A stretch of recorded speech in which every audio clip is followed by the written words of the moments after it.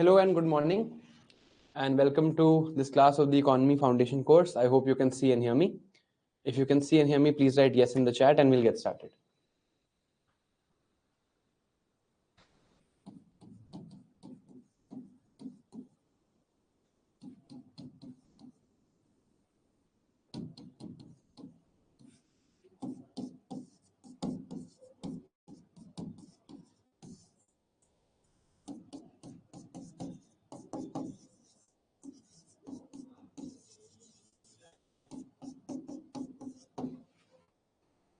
Okay, great. Hope you are all doing well. Revise किया आप लोगों ने weekend पे? All the things that we had to revise. Did you revise on the weekend?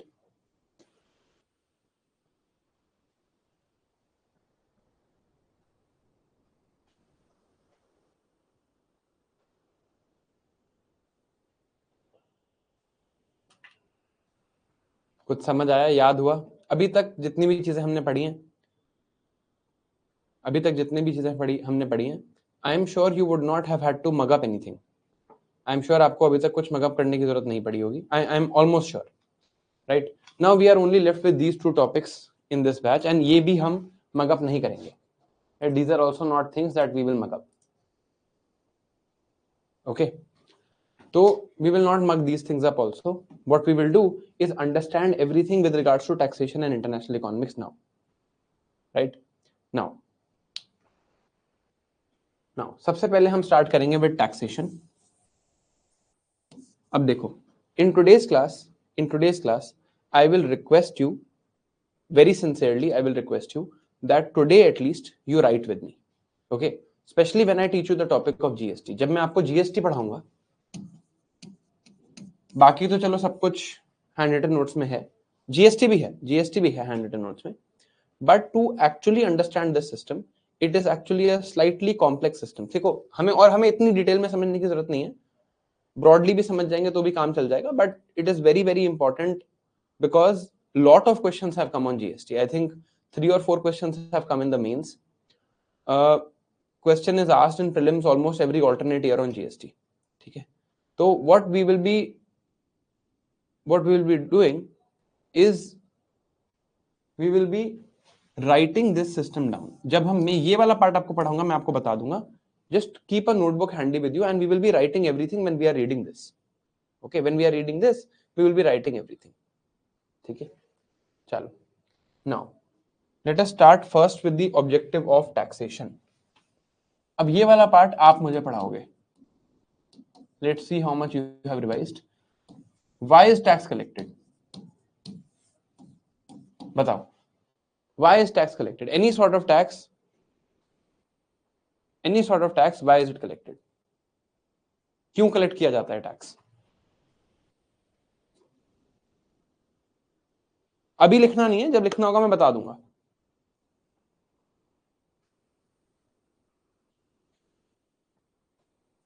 Almost, चलो ठीक है, finally we got one right answer. The only purpose of collection of tax, और ये मैं आपको पहले पढ़ा चुका हूं, the only purpose of collection of tax is the provision of public goods, so that government can produce public goods. Why does government have to produce public goods? Government को क्यों प्रोड्यूस करने पड़ते हैं public goods?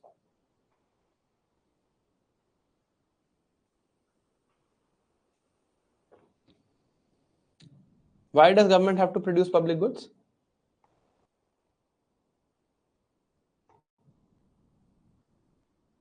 Because the market fails.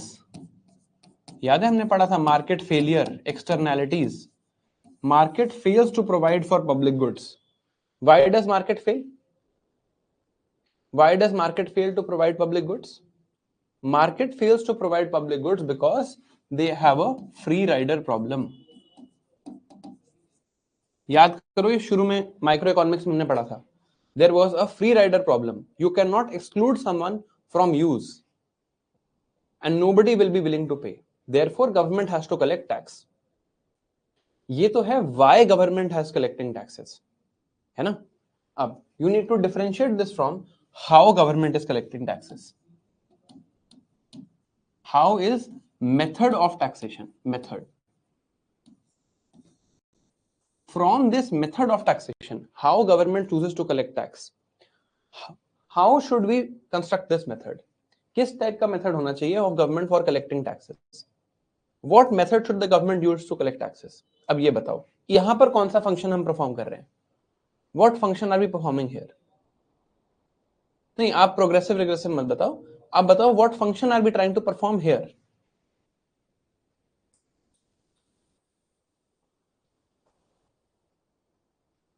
हमने पढ़ा है ये, this is collection function.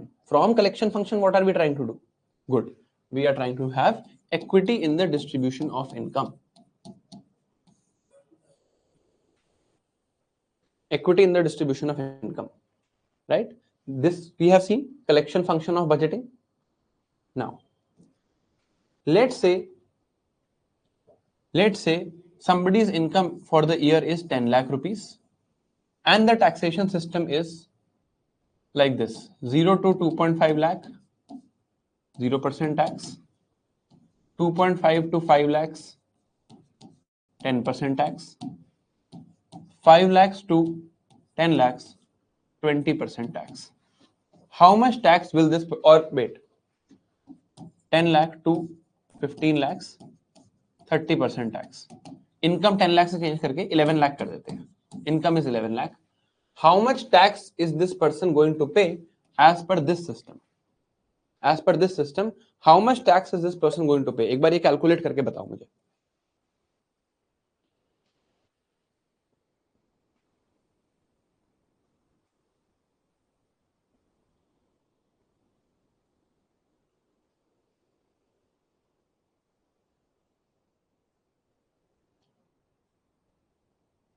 यही है टैक्सेबल इनकम, 11 लाख ही है taxable income.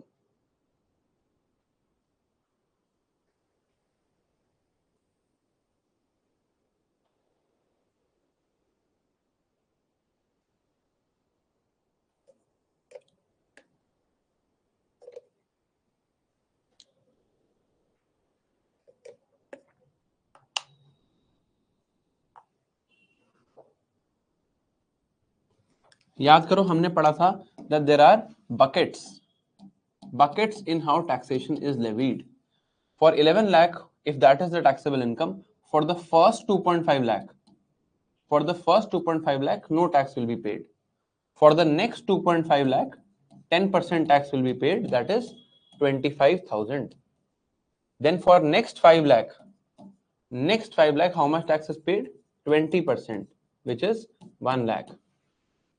Then for next 1 lakh, 30% tax is paid, which is 30,000. The amount of tax that this person is going to pay is going to be 1.55 lakhs. ये पढ़ चुके हैं हम. Have we read this? Bucketing of taxation we have read before. Now, I will give you 3 options. First system is, चलो यही लिख लेते हैं. First system is this system.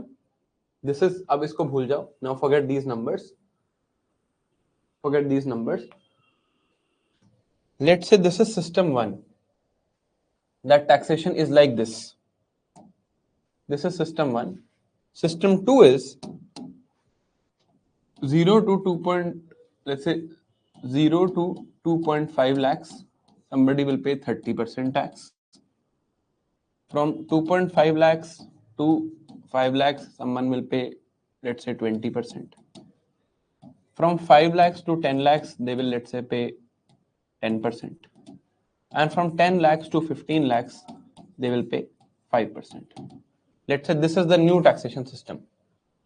Third taxation system is, whatever be your income, you will multiply that by 20% and that will be your tax payment. What are the names of 1, 2 and 3? This is 1, this is 2 and 3. इन तीनों systems के नाम क्या क्या हैं? What are the names of these 3 systems? ये भी हम पढ़ चुके हैं.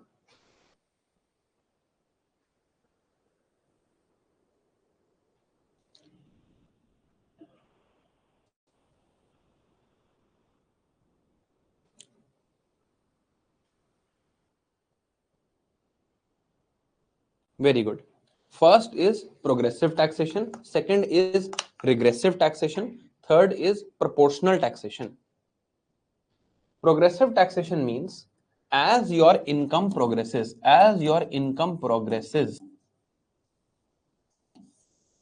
you will pay more proportion of your income as tax.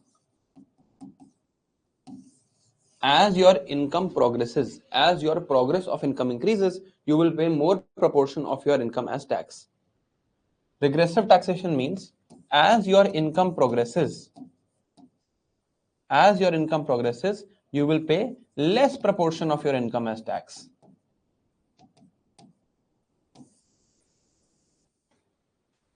Proportional taxation system means the proportion of tax that you pay is fixed. Even when your income progresses or it is very small, it goes down, it goes up, the proportion of your income is fixed. Right? अब एक question पूछूंगा और कोई भी उसका गलत जवाब नहीं देगा, ठीक है? Please work hard and please think before you answer now. इस क्वेश्चन का कोई गलत जवाब नहीं देगा. You will think before you answer. Person 1 has income of 11 lakhs. In person 2 has income of 9 lakhs. This is system 1. This is system 2. In which of these systems? मैं question board पे लिखता हूं. In which of these systems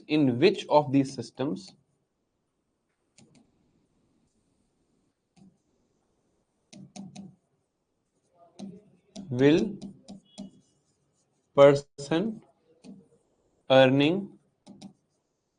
9 lakh pay more tax? और एकदम से जवाब मत देना प्लीज. अगर आपने एकदम से जवाब दे दिया तो आपका जवाब गलत ही होगा, आई एम श्योर. आप कैलकुलेट करना.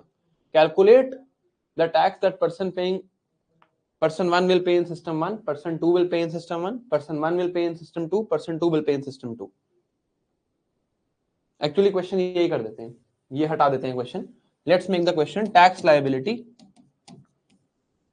Tax liability of person 1 and person 2 in system 1 and system 2. ये आपने बताना है.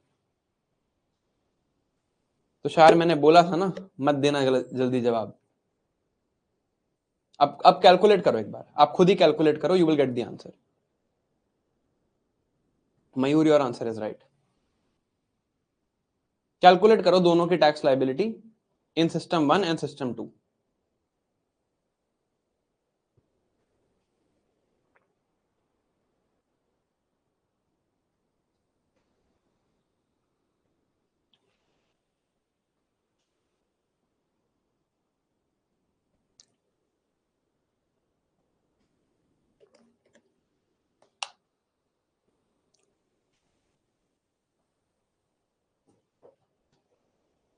देखो 11 लाख के हिसाब से सिस्टम 1 में अगर हम देखें, now today it is going to be a little bit calculative. थोड़ी बहुत कैलकुलेशन आज हमें करनी पड़ेगी, तो इसके लिए मैं चाहूंगा कि आप ध्यान से सुनो.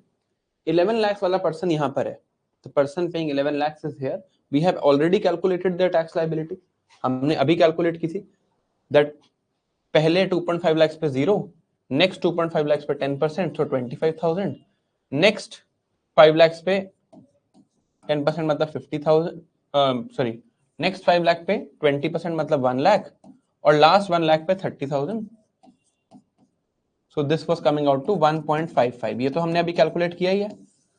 पर्सन 2 का यहां पर इससे कम ही होगा, obviously.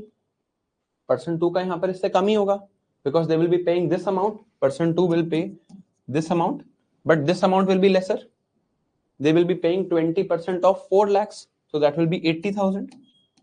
So 25,000 plus 80,000, this will be their tax liability. इतनी ही tax liability होगी, right?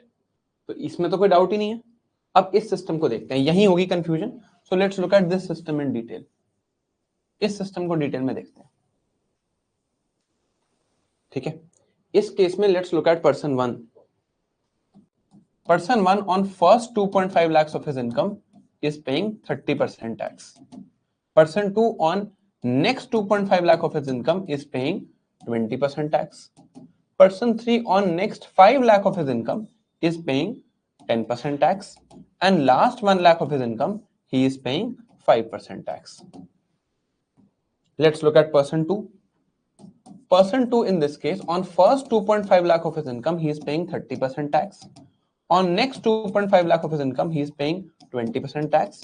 And next 4 lakh of his income, he is paying 10%. Now tell me who will pay more in this system?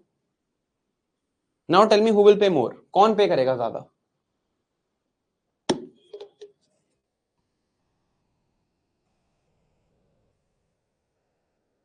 Who will pay more? Person 1 or person 2? कौन? Who will pay more? Person 1 will pay more. अरे अब कैसे person 2 बोल रहे हो आप? Anjali calculate ना, यहाँ कैलकुलेट करो इन फिगर्स को. ये तो सेम है, ये भी सेम है. यहां पर ही इज पेइंग 4 लाख का 10%, दे आर पेइंग 5 लाख का 10% एंड 1 लाख का 5%. आप लोग P2 कैसे बोल रहे हो इसमें? अच्छा करो कैलकुलेट, करो calculate this. Who is paying मोर? यार ऐसे मत करो यार, आज तो फिर क्लास बहुत लंबी हो जाएगी ऐसे करोगे तो. Who is paying more? Who is paying more? Person 1 is paying more और person 2 is paying more.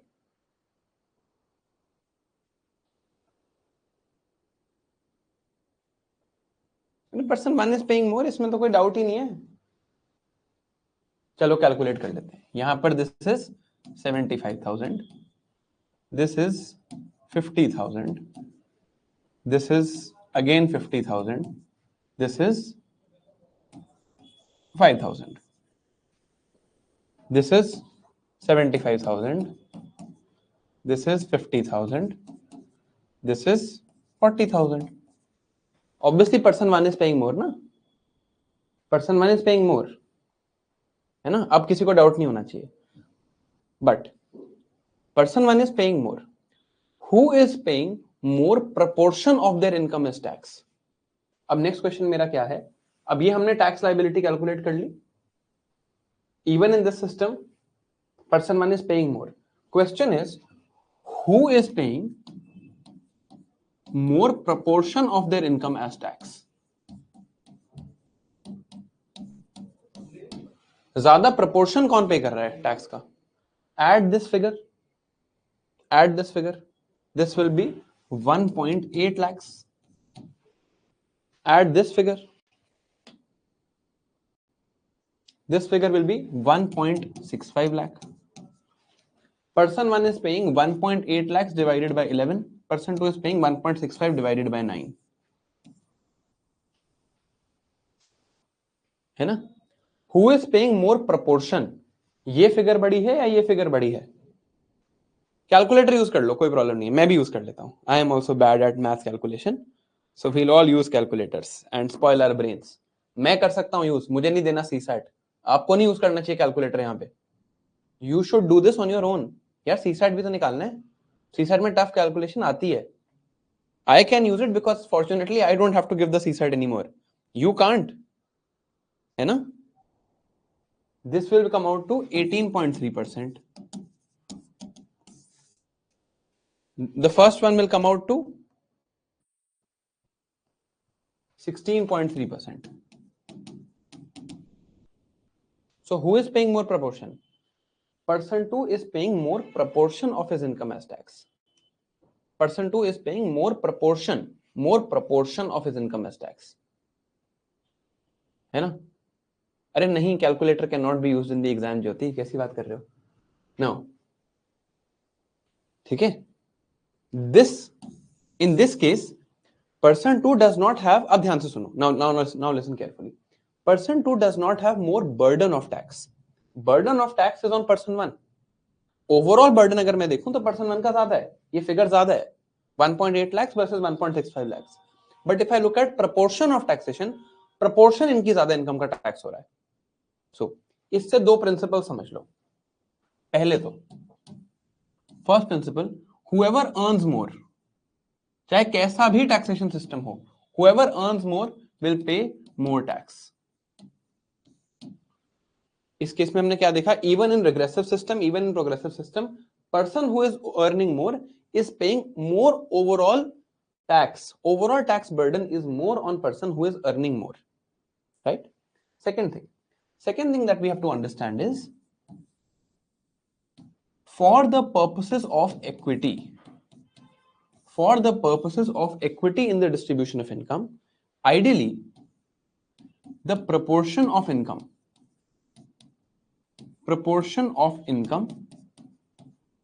paid as tax should increase with increase in income. If you have to achieve this purpose of equity in the distribution of wealth, your proportion of income paid should increase, proportion of income paid as tax should increase as your taxation, as your income increases. So if for equity purposes, this is a very bad example for equity purposes. If you earn 9 lakh, you are paying 18% of your income as tax. If you pay 11 lakh, if you earn 11 lakh, you are paying 16%. ये बहुत खराब है equity के हिसाब से. अगर overall burden देखो तो ओवरऑल बर्डन तो 11 लाख वाले पे ही ज्यादा है. But from the purposes of equity, it is important that as your income increases, the proportion of your income that you pay as tax should also increase. So ideally for equity, these should not be the numbers. Numbers should be something like 20% of total income, 15% of total income. This should be the number. What does this define? ये जो मैंने term यहां लिखी है, जो मैंने यहां चीज लिखी है, इसको डिफाइन कैसे करेंगे? What is this defining? Is this not defining exactly something called progressive system of taxation? Is this not exactly progressive system of taxation? ये बात समझ आई आपको? So one person who earns more in any system will always pay more tax. If you earn more, you will pay more tax. चाहे system कैसा भी हो. But ideally for the purpose of equity, proportion of income that is paid as tax should increase with increasing incomes. Therefore, for the purpose of equity in the distribution of income, a progressive system of taxation makes more sense. So a progressive system of taxation makes more sense for the purposes of equity in the distribution of income, which is what we are trying to obtain through the collection function. Correct? समझ आई ये बात? पहले progressive, regressive, proportional ये हम वैसे पहले पढ़ चुके थे, but is this clear now? Is this distinction clear? Is this logic clear कि यहां पर क्या बात की गई? Is this logic clear? Okay. Now let us understand taxation in detail. I am now turning the chat off. I will study in the same way that I will ask you whether you have understood after I have taught for 30 minutes.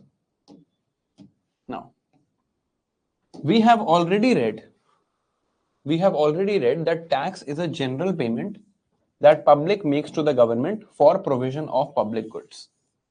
Now, taxes can be classified in various ways. Now, write this thing also down. Write this thing in your notebook. आज आप notebook please रखना, because slightly complex mathematical topic है, इसलिए I'm asking you to write. This is a very important principle and this is always true. Always true. Responsibility of paying tax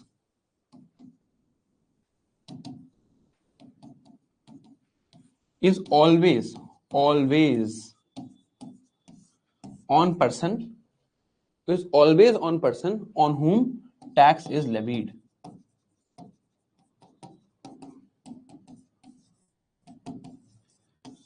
जिस पे tax levy किया गया है उसी की रिस्पॉन्सिबिलिटी है वो टैक्स पे करना. जिसकी पे here paying means depositing to government. Paying here means depositing it to government. If tax is levied on me, it is my responsibility to deposit on government. If GST is levied on Sarthi IS, it is Sarthi IS responsibility to deposit to government. Responsibility of paying tax, or rather responsibility of depositing tax to government, is always on whom the tax is levied. Always. However, in some cases, it is sometimes allowed for you to shift your burden. In some cases, you can shift this burden on the consumer. In some cases, you are allowed to shift this burden. You are legally allowed to shift this burden. Shift this burden meaning not the function of depositing to government. Deposit तो अभी भी आपको ही करना पड़ेगा. आपके ऊपर tax लगाए, आप ही deposit करोगे. But you can collect this. By shifting of burden means you can collect this payment from someone else. You are legally allowed to transfer the burden. You can collect this tax from someone else. Okay, so you will pay to government, but you will later collect it from someone else, right? In some cases, you are not allowed to do that. There are some cases where it is not allowed to shift burden. आपको आपके ऊपर levied है, आपको ही पे करना पड़ेगा. Not allowed to shift burden. These cases where you are not allowed to shift this burden, responsibility, tax is levied on me. Who has the responsibility of paying it? I will always have responsibility of paying it. In some cases, I am allowed to shift the burden. I can collect from somebody else and then pay. In some cases, I cannot shift the burden. I will pay whatever I have. I will pay from that. I cannot collect from someone else. This is the case of direct taxation. Direct taxation. This is the case of indirect taxation. Indirect taxation. Okay. So, चलो मैं आपको एक example देके देता हूं. You go to Haldiram's to eat food. You have gone to Haldiram. Haldiram gives you food. You give certain money to Haldiram. Now, on the sale of this food, Haldiram, let's say, sells you food of rupees 100. On the sale of this food, government says on this sale, we will charge 18% tax. On this sale, we will charge 18% tax. Who is causing this sale? कौन कर रहा है sale? Haldiram is doing the sale. This 18% is levied on Haldiram. We will understand this also. Event of taxation, etc. We'll understand. But Haldiram is selling. So government says whoever sells food will pay 18% tax on value of food. Food value is 100 rupees. You will pay 18% tax. That's fine. So here Haldiram has to pay to government 18 rupees. Now, Haldiram sells food throughout the year. पूरे साल हल्दीराम ने food cell किया. Out of this, Haldiram is also a company. Haldiram will have certain selling that they have done throughout the year. That will be their revenue. They will have certain expenditures, salaries, interest, rent, etc. Whatever is left is profit of Haldiram. From this profit, government says whatever profit you make, 25% of this has to be deposited as tax. So let's say Haldiram has made throughout the year a profit of 1000 rupees. So government will say 25% of this, 250 rupees has to be deposited as tax. Now let's see what happens in the first case. पहले case में क्या हुआ? पहले case में Haldiram has sold food of 100 rupees. Haldiram has to deposit tax of 18 rupees. But Haldiram is legally allowed to shift the burden to you. So Haldiram will say, on the bill you will see, Haldiram will give you a bill saying, value of food is 100 rupees. Tax levied on this food is 18 rupees, 18%. You will pay 118 rupees to Haldiram. Haldiram will count 100 rupees in its revenue and give 18 rupees to government. Responsibility of paying tax. Tax was levied on Haldiram, so Haldiram will pay. Is Haldiram allowed to shift the burden? Yes. Burden is shifted by you, so effectively you are paying, but depositing to government, responsibility of depositing, since it was levied on Haldiram, Haldiram will deposit to government. It is their responsibility, it is not your responsibility. In the second case, Haldiram now has some revenue expenditure, they made some profit. Here also, Government is saying that whatever profit you have made, from this profit, 250 rupees you have to pay as tax. This responsibility Haldiram cannot shift on you. Haldiram has to pay from its own money, from its own profit. This is direct tax. This direct tax is called corporation tax. This is indirect tax. This indirect tax is called GST. Is this clear? ये समझ आया? Direct indirect tax is clear?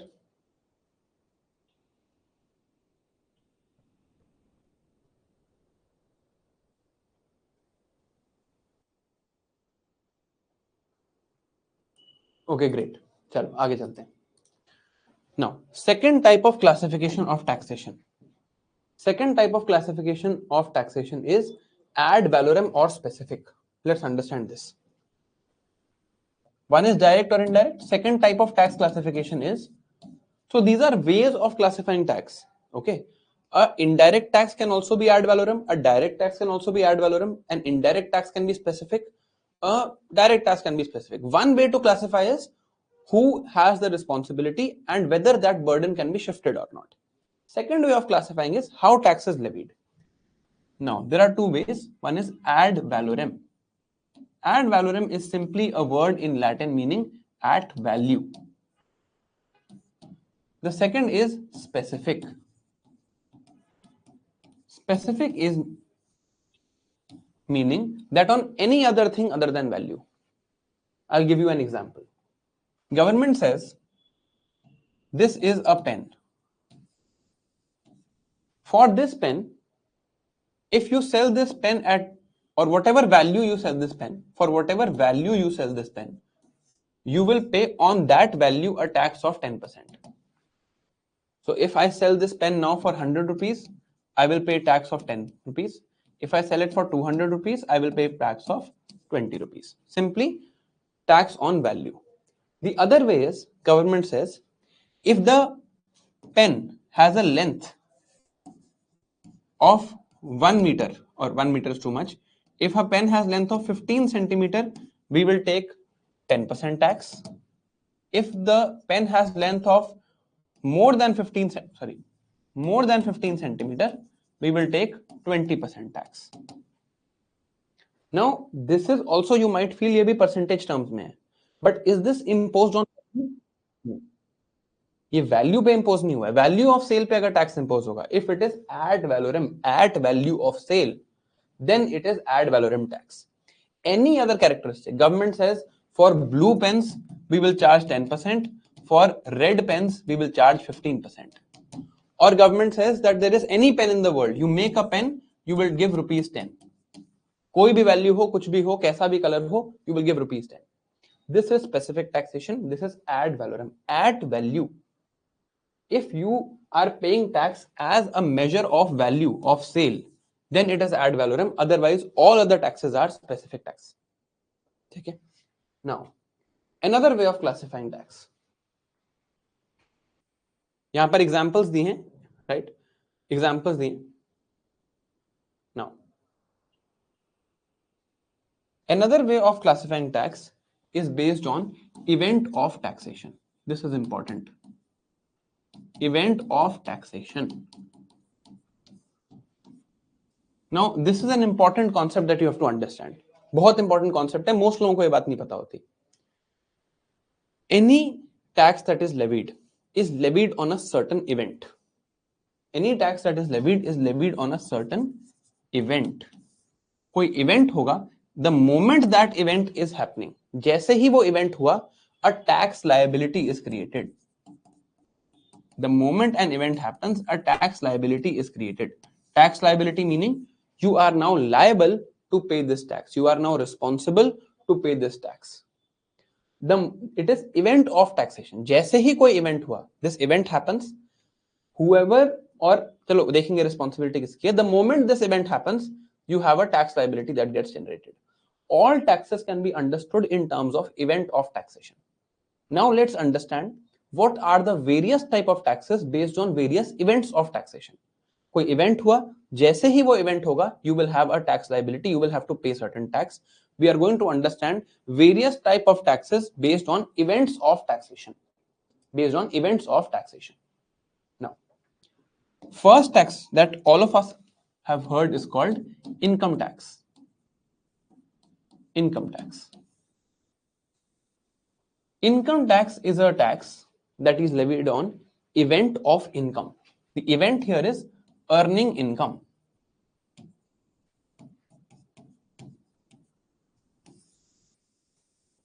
अभी मैं broadly समझा रहा हूं, अभी हम एग्जामिशन उसमें नहीं जा रहे, वो भी हम सीखेंगे, बट अभी I am telling you broadly how taxes are levied. You earn certain income. The moment you earn income, I have earned certain income. The moment I earn certain income, I will be taxed. ये event हो गया. The moment this event happens, a tax liability gets created. चलो, अब मैं आपको एक question पूछता हूं आपसे, एंड अगेन सोच के जवाब देना. Your parents give you ₹20,000. Income tax in the country is 10%. Proportional income tax है 10% का. You have earned this income. If you have earned this income, what is your tax liability? In this case, what is your tax liability? Event of income is there, then what is tax liability? बताओ कितनी tax liability है? Good, thank you, thank you. It's 0. Very good, thank you. Because this is not income. This is not income. This is merely a transfer payment. We have read this before. This is merely a transfer payment. Transfer payment means done without exchange of factors of production. When is income earned? Income is earned when you exchange factors of production. Here, no factor of production is exchanged, so this is not income, right? Now, I work at Sarthi IS. Sarthi IS pays me certain income. I am giving my labor here, and I am receiving wages in return. Whatever wages I receive, on this, now an income event has been created. When this income event has been created, now I have to pay an income tax. I am liable to pay an income tax now because there is an event of income. So this is the first type of event of taxation based thing. ये chart हम and में देखेंगे.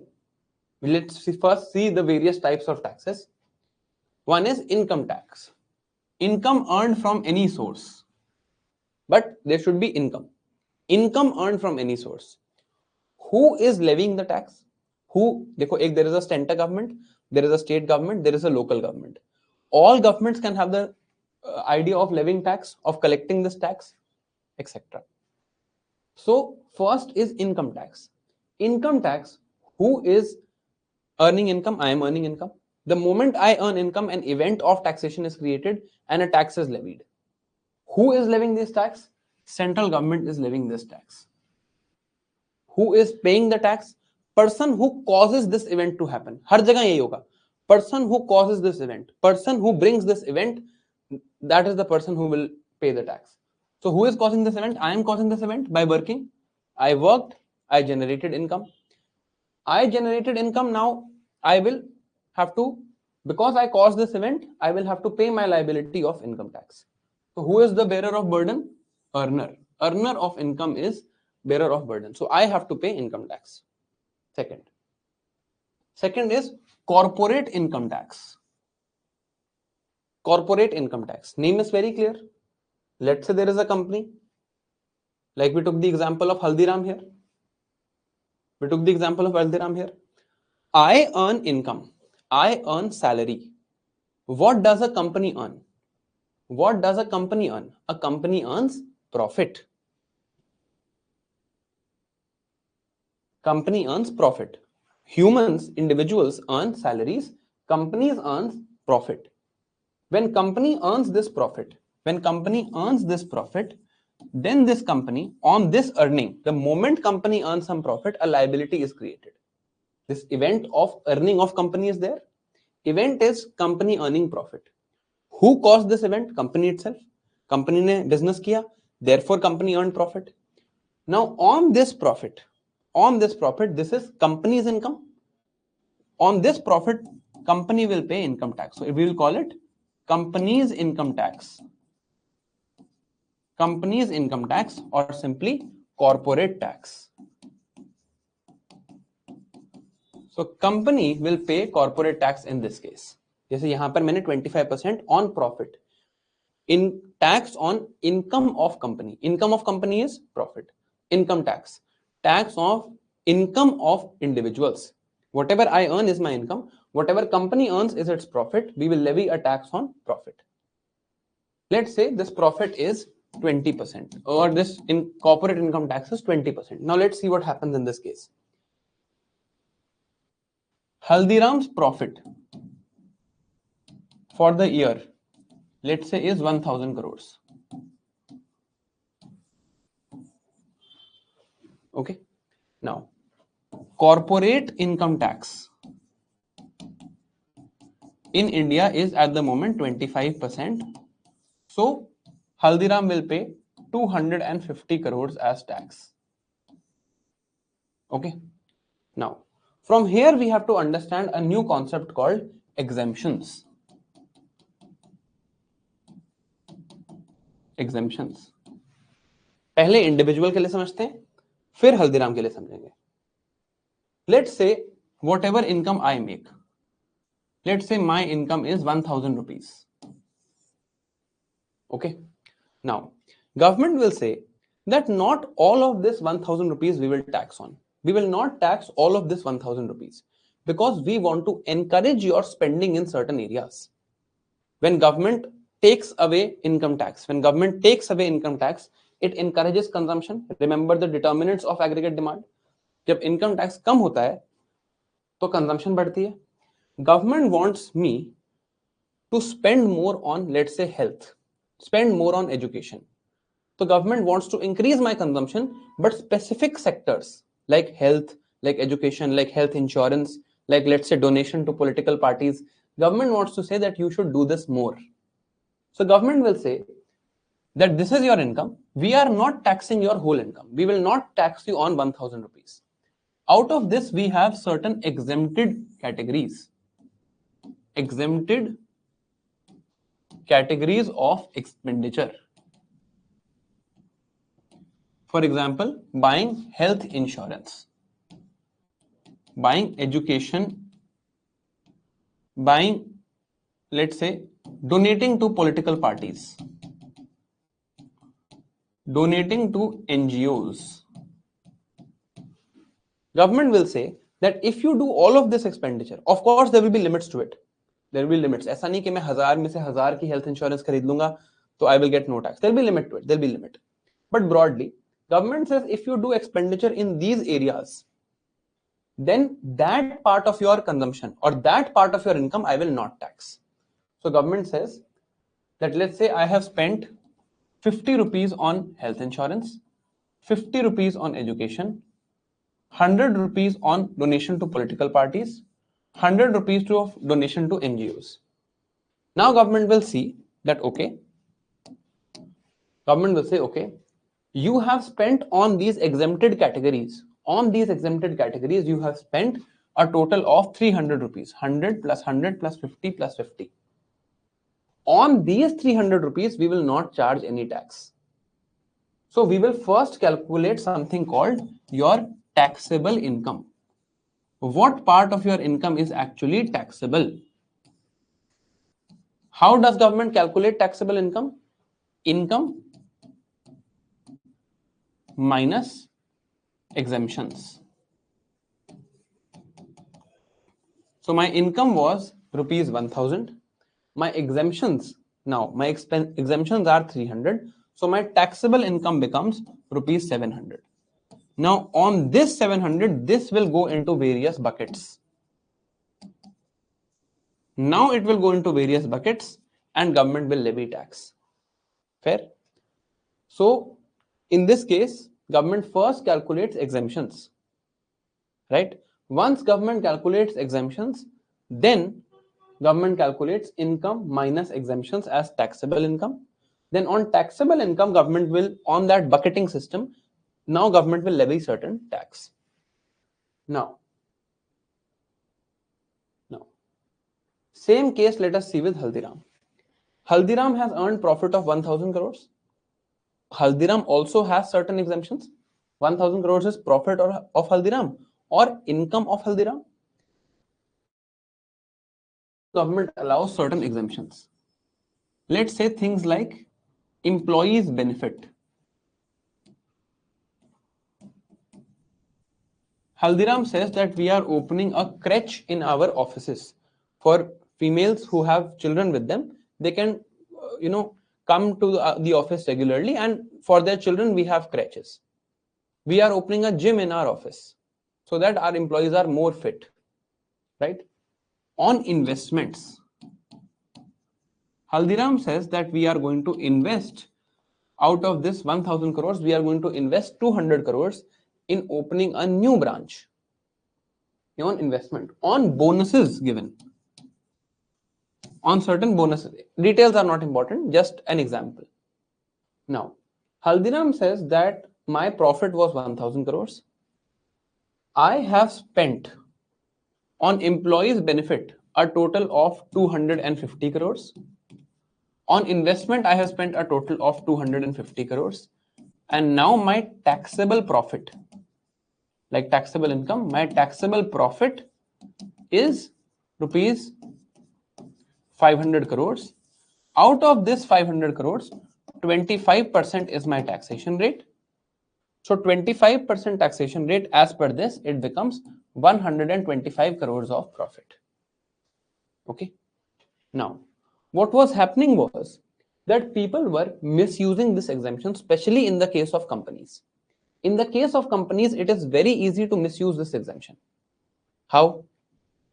Ideas mat le lena isse. Just telling you that it can be misused. It can be misused. You can show employees benefit as basically anything. आप कुछ भी employees benefit के लिए कर लो, even if you are doing it for your own benefit. You can show this as investment. आप bonuses दिखा के किसी को भी दिखा दो. आप अपने ही relatives को अपने employees दिखा दो. There are various ways. So this was being misused. So government said one way is you go through this process. This is one way. But we are also getting a new system called minimum alternate tax. MAT, minimum alternate tax. Minimum alternate tax is that whatever your total profit before exemptions, total profit before exemptions. Here total profit before exemption is 1000 crores. You can claim as many exemptions as you want. That is totally up to you. But after claiming these exemptions, if the final income tax that you are paying is less than 18%, then you will have to pay 18%. I'll repeat, what does that mean?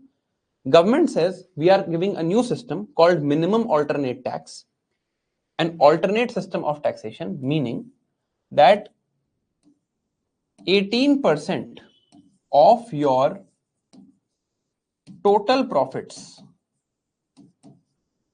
not your taxable profit, 18% of your total profit must always come as tax. So in this case, out of total profit, after claiming exemptions, out of total profit, Haldiram was paying 125 crores. This is 12%, 12.5%. Government says you are misusing these exemption provisions. Therefore, you can claim whatever exemptions you want, but minimum you must pay 18% of your total tax figure as tax. This is minimum alternate tax. This is a way for government to stop this abuse of exemptions. जो लोग exemptions को abuse करते हैं उसको रोकने का एक बहुत अच्छा तरीका है. So in this case, what is the minimum tax that Haldiram will have to pay? Haldiram will have to pay 180 crores. Haldiram cannot pay less than 180 crores in any case whatsoever. Now, income tax, event of taxation, earned income, levying entity, center, responsibility to pay, earner, and who is bearing the actual burden? Also earner. Responsibility to pay, earner. Actual burden means I am actually paying. So this is a direct tax because person who has responsibility to deposit to government and person who is actually paying out of pocket is the same person.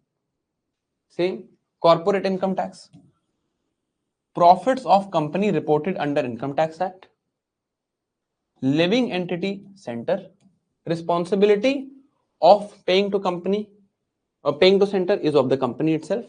Who is paying? Company is paying from own profits. Direct tax called corporate income tax. Third, minimum alternate tax.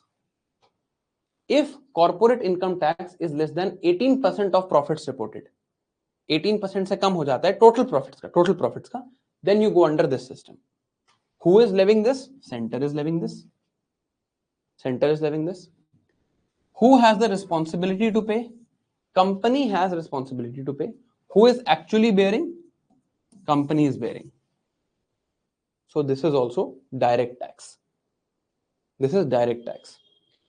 Almost all direct taxes, almost all direct, I'm saying almost all direct taxes are paid directly to the central government. So almost all the direct taxes in the country are levied by the central government. There is only one exception. The one exception is professional tax. Professional tax is, अब हर tax को हम कैसे define करेंगे? Tax on an event. Professional tax is tax paid on the event of registering as a professional in that state. For example, I am a doctor. My registration currently is in Delhi, right? I can register in any state of India. I can register in all states of India because of my degree. I am allowed to practice medicine in all states. Today, let's say I go and register in Haryana. I go and register in Haryana as a doctor. On this event of registering, state government, because I'm registering in a state government can charge from me a professional tax. Who is the tax being levied on? The person who is causing the event. Who is causing the event? I am causing the event of registering because I am a professional. Tax is levied on me. Responsibility to deposit is mine. Who is actually bearing it? From whose pocket money is going? Mine. So it is a direct tax. This tax is the only direct taxes that the states can levy. And this is capped in the constitution. In the constitution, there is a limit of rupees 2500 on this. So as you can see, this is a very small tax. Since this is very small, states do not levy it anyway. States levy ही नहीं करते इस tax को generally, but this you need to know as an exception that there is only one direct tax that goes directly to the state, which is professional tax. No other direct tax goes to the states. All other direct taxes go to the center. Now, let us understand some other direct taxes. We have understood income tax. These are again examples that I would like you to read. Again, we've understood corporation tax. We've understood minimum alternate tax. Now, let's understand capital gains tax. When we were reading asset prices, interest rates, right? हमने क्या सोचा था? Expectation of capital gains. We had read this term. Expectation of capital gains. That is why we calculated the speculative demand for money. That is how we calculated the speculative demand of money. Expectation of capital gains. That was the idea. Now we will understand the idea of capital gains. For example, I buy Reliance Industries Limited share for rupees 1200. हमने ये share देखा है 1200 rupees का है, right? I buy this share for 1200 rupees. This makes me a part owner. A part owner, even if it's 0.00001%, I am a part owner now of Reliance Industries, right? As a part owner, I will get certain dividend also. I will get certain dividend. Share of the profits I will get certain dividend. Right? इसको अभी side कर देते हैं. Let's forget about this for a moment. I am part owner. I now sell this share for rupees 1250. I now sell this share for 1250. I have sold an asset, an ownership instrument. I had an instrument of ownership. I have now sold this asset at a higher price than I got it. I got this for 1200 rupees, this instrument of ownership. Now I'm selling this at 1250. What are the gains in my capital account? In my capital account, what are the gains? I have sold an asset for a higher price. So I have gained capital of 50 rupees. Now this 50 rupees is also part of my income. Technically, this is part of my income. This is the money I have earned. But this is counted separately. This is gain on assets sold. I sell a house. I had gotten that house for 100 rupees. I am now selling that house for 200 rupees. I am getting this benefit. I am getting this money extra. I am making a profit. I am making something called capital gains. In my capital account, there is now a gain of 50 rupees. I am making capital gains. From this capital gains, now I have to pay tax. Now, there are two types of capital gains. One is short-term capital gains. One is long-term capital gains. अभी मैं आपको किसी भी तरह की tax slabs कि किस short term capital gains कितना है, लॉन्ग टर्म कैपिटल गेन्स कितना है, these tax slabs I will recommend that you should not remember at the moment. We will see them after this year's budget. It is possible that all of them change. तो budget से पहले उनको पढ़ने का कोई logic नहीं है. तो we will not study exactly अभी कितना है. We will just study the ideas, concepts right now. Then when the current affairs come, then I'll teach you that. है ना? But अभी के लिए, just for purposes of your understanding, long-term capital gains is defined as gains on assets held for more than 1 year. Short-term capital gains is defined as gains on assets held for less than 1 year. This is in terms of shares. In terms of shares, ये अलग-अलग हैं हर asset के लिए, but we will see this when this year's budget comes. Now, on short-term capital gains, let's say I have made 50 rupees gains. I have made these gains in only 1 day. मैंने आज share खरीदा, कल बेच दिया. This is short-term capital gains. I will pay a tax of 20%. So how much will I have to pay? I will have to pay 10 rupees. On long-term capital gains, I will pay a tax of 12.5%. Now, you remember there was an indexation controversy. हमारी बात भी हुई है इस बारे में. Budget के time पे बहुत कंट्रोवर्सी हुई थी इंडेक्सेशन की. मैंने आपको कहा था जब मैं आपको कैपिटल गेन्स पढ़ाऊंगा, then I'll tell you that controversy in detail. Now, what was that controversy? What was that controversy? Let's say I bought a house in the year 2000 for rupees 1000. ठीक है? I sell that house in 2024. In 2024 for rupees 20,000. This is an asset. This house is an asset. On selling of this asset, I have made certain gains. So I have made certain capital gains here. Definitely, I have made certain capital gains here. How will these capital gains be calculated for the purpose of taxation? That is the question. How will you calculate what is my capital gains for the purposes of taxation? One way to calculate is you are selling for 20,000. You had purchased for 1,000. Therefore, your capital gains are 19,000 rupees. On this 19,000, now you pay a tax of 12.5% or whatever is the capital gains rate, you pay this. This is one way. There is one other way of calculating. One other way of calculating this is indexing this with inflation.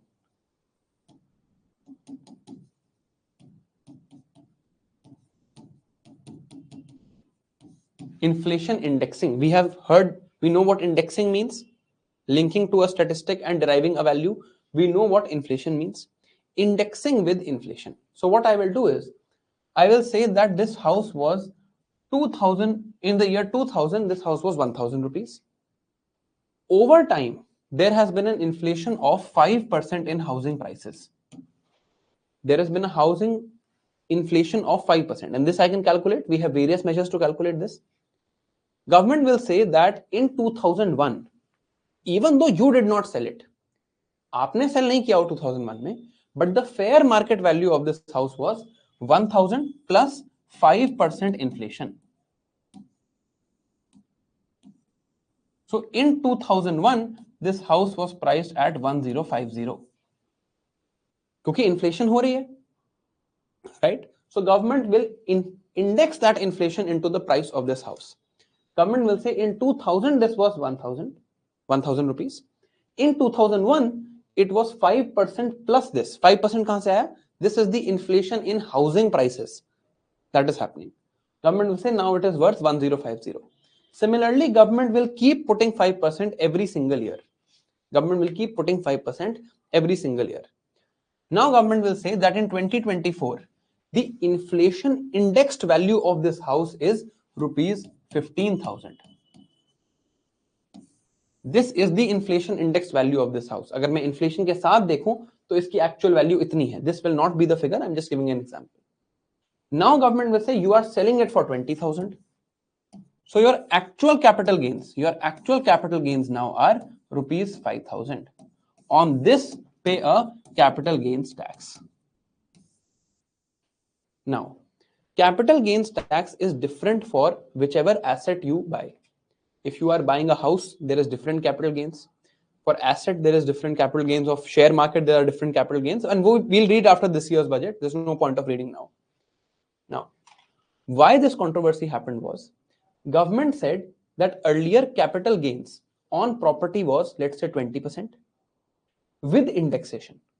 Government said we will reduce capital gains to 12.5% but remove indexation benefits. This was the controversy that was created. तो अभी तक हमने क्या-क्या पढ़ा है? We have read what is direct taxation. Direct taxes में we have understood income tax, corporate income tax, minimum alternate tax, professional tax, long-term capital gains, short-term capital gains tax. These are direct taxations. We have also read the concept of event of taxation. We also know that this professional tax is the only direct tax that's levied by states. Okay? Just one more thing. Now let's see this table. This table is very important for understanding entire taxation. देखो, there is an event of taxation.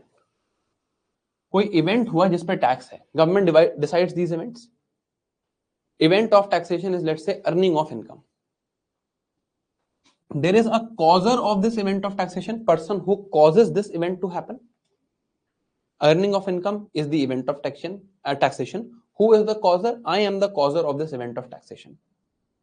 I can pay this tax by myself. I can pay this tax. Tax is now generated. जैसे ये event हुआ, tax liability is generated. I am the person who has caused this event. I can pay this tax by myself. This will become direct tax. I can charge this tax on someone else, and legally, I'm speaking legally, this will become indirect tax. Now, this tax would be levied by some authority. Some or the other authority would be levying this tax. Some or the other authority will be collecting this tax, जिस पे मुझे responsibility होगी ये tax देने की. Now, this authority could be either central government, either state government, or local government. So they must have been given some power by constitution or law, right? So this is levying authority. It is also possible that this authority, after collecting this tax, actually gives it to someone else. Central government collects but gives to states, does not use it. So that is called appropriating authority. That is also something we'll understand. This part you can leave for now. This part you can leave. But is this much and all the taxes that we have read so far? ये जो structure है and all the taxes that we have read so far, clear and clear logically. रट के तो clear नहीं हो रहा ना. Logically, is it clear? Event of taxation, who causes it, how taxes are levied. Are the basics clear now? ये समझ आ गया?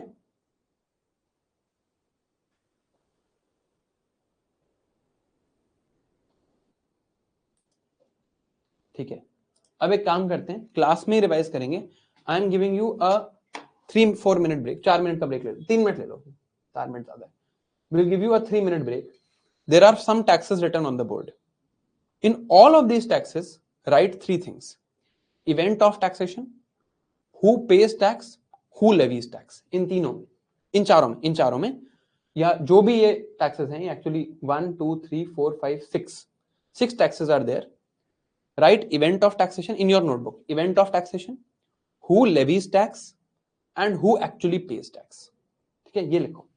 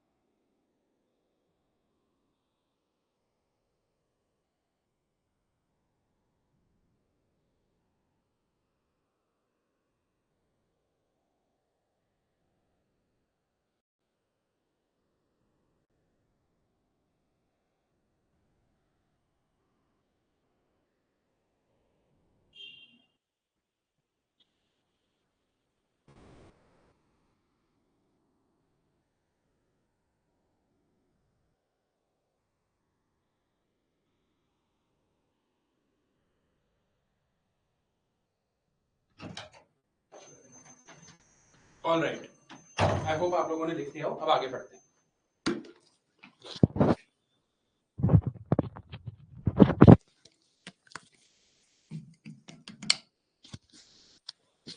Yeah, let's read. Now, ये taxation हो गई. This is direct taxation. So far we have read direct taxes. Now we will read indirect taxes, where responsibility of paying an actual burden is not the same. Responsibility of paying is of someone else. Money is going from somebody else's pocket. Again, there will be some event of taxation. From that event, a tax liability will be created. From that tax liability, somebody will pay that tax, somebody will have responsibility to deposit, but responsibility of depositing will be different, and whose actual money is going, that will be different. वो देखते हैं. One such indirect tax is production. Tax on production called excise duty. The moment something is produced, let's say, or let's say apple. Apple produces a laptop. Apple produces a laptop. The moment this laptop is produced, an event of taxation is generated. Event here is production. On this production, there is a tax. On this event, there is a tax called excise duty. Excise duty. Now, this excise duty, Apple says that excise duty has been levied on us. Responsibility of depositing this excise duty to the government is of Apple. But when Apple sells this laptop to you, let's say this laptop's value is 1000 rupees. Excise duty is 10%. When Apple sells this laptop to you, Apple will say that cost of laptop is 1000, tax is at 10% equal to 100, and you will pay 1100. Who is actually paying the tax? You are paying. Burden is on consumer. Actual burden is on consumer. Who has to deposit this to? You will give 1100 to Apple. Apple will keep 1000 and deposit 100 to the government. So responsibility of depositing is of Apple, but actual burden is yours. Responsibility of depositing is of Apple. This is the case of indirect taxation. First such indirect taxation is excise duty. Now there is excise duty no longer exists. आज की date में India में कोई excise duty नहीं है, but other than certain things, but we'll see this. हम GST regime जब समझेंगे, we'll see this. But we need to understand this to understand what GST is. So this is excise duty. Second, there is also another event that has happened here. This is one event. Another event has happened here. The other event that has happened here is called sale. An event of sale has also happened here. On this event of sale, there is another tax. On this event of sale, there is another tax of 10%. Let's say event of sale, another tax of 10%. Who has to collect this tax? This tax is collected by state government. So now what will Apple do? Apple will say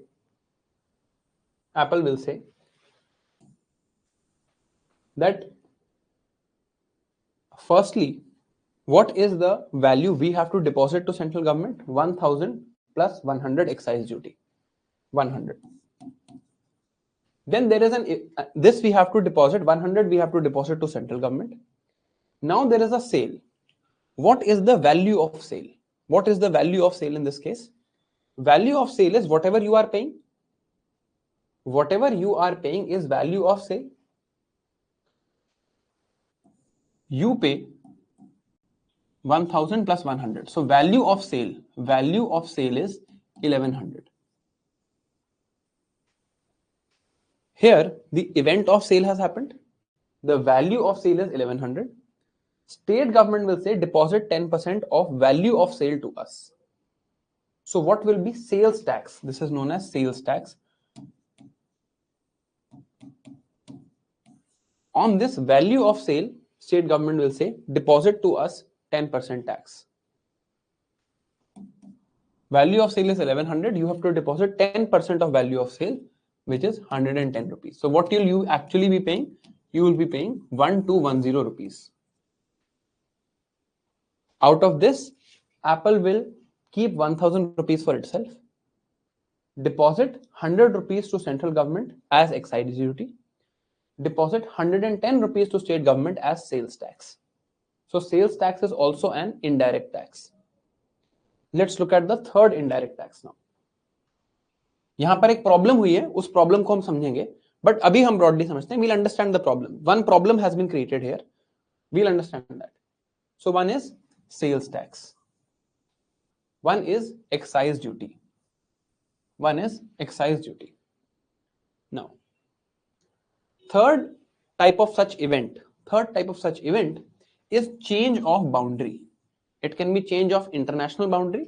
It can be change of state boundary. Now, change of boundary. You say to Amazon that I want to get a book from USA to India. Book is currently in USA. Book is in USA. You say to Amazon, I want to get this book to India. You ask for this order. Amazon brings this book. And now this book has entered India. Let's say the value of this book was 500 rupees. Amazon now brings this book to India, and Amazon now sells this book to you. Who has caused or who has actually changed the boundary? Amazon has changed the boundary. So responsibility of depositing this. Let's say government says that on changing of boundary of a book from USA to India, we will levy a 10% tax. This is known as custom duty.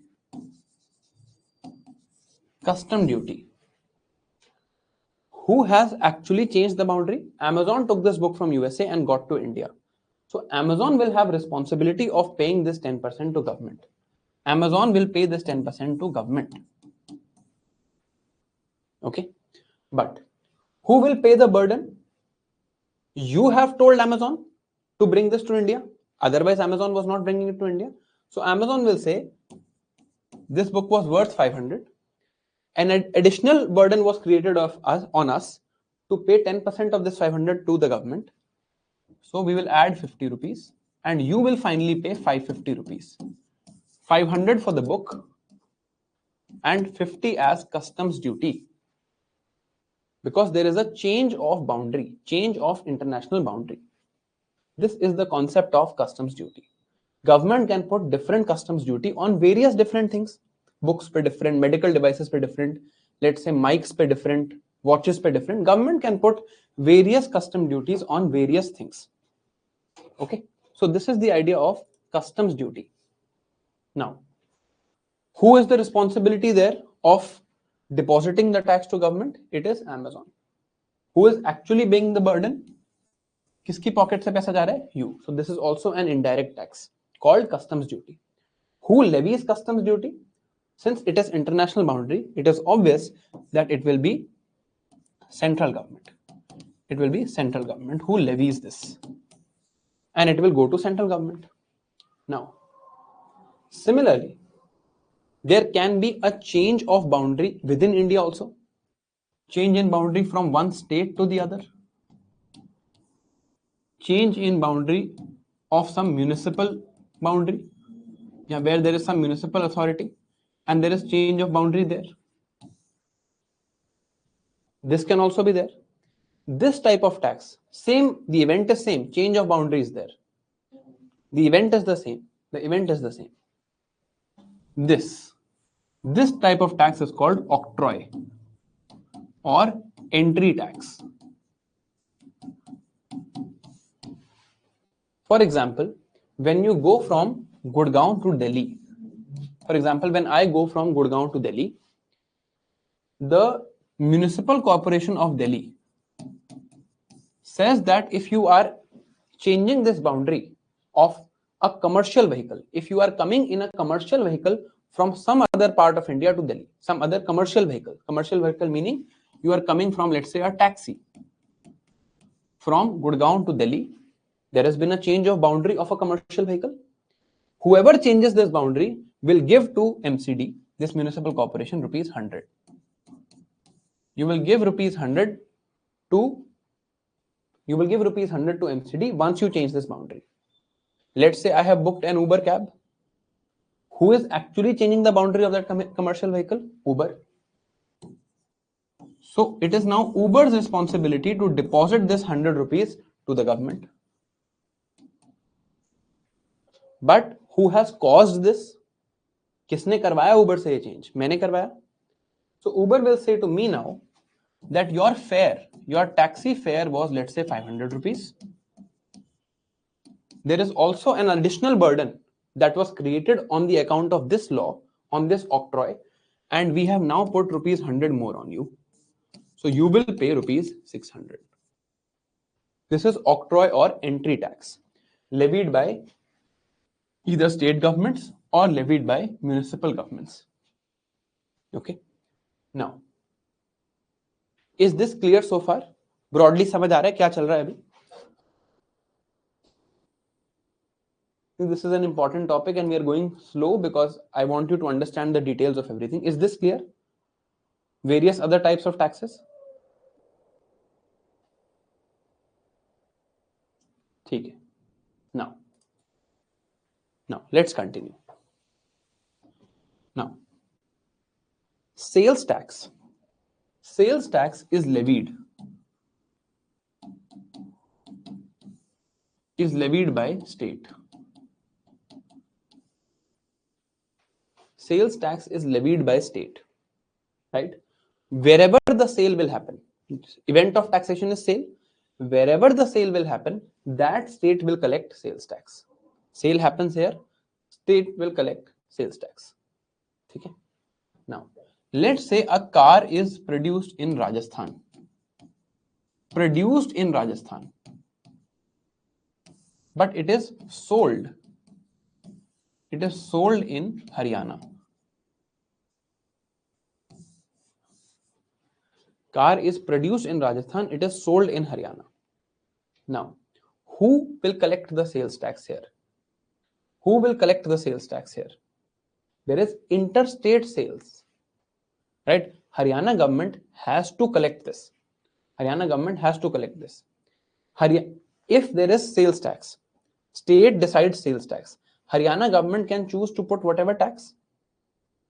Haryana government can also put an entry tax. Okay, so good has entered from Rajasthan to Haryana. Haryana government can put an entry tax. Haryana government will also levy a sales tax because sales event is happening here. Now, this we have seen. We are now seeing the concept of interstate sale. We have seen excise duty. We have seen customs duty. We have seen sales tax. Now, let's look at interstate sale. Now, Haryana government can levy a sales tax here. And it is completely as per Haryana government's discretion. So it is possible that Haryana government says that if a good is coming from Rajasthan, we will levy 20% sales tax. If a good is coming from UP, we will levy 15% sales tax. Good is coming from Madhya Pradesh, we will levy 40% sales tax.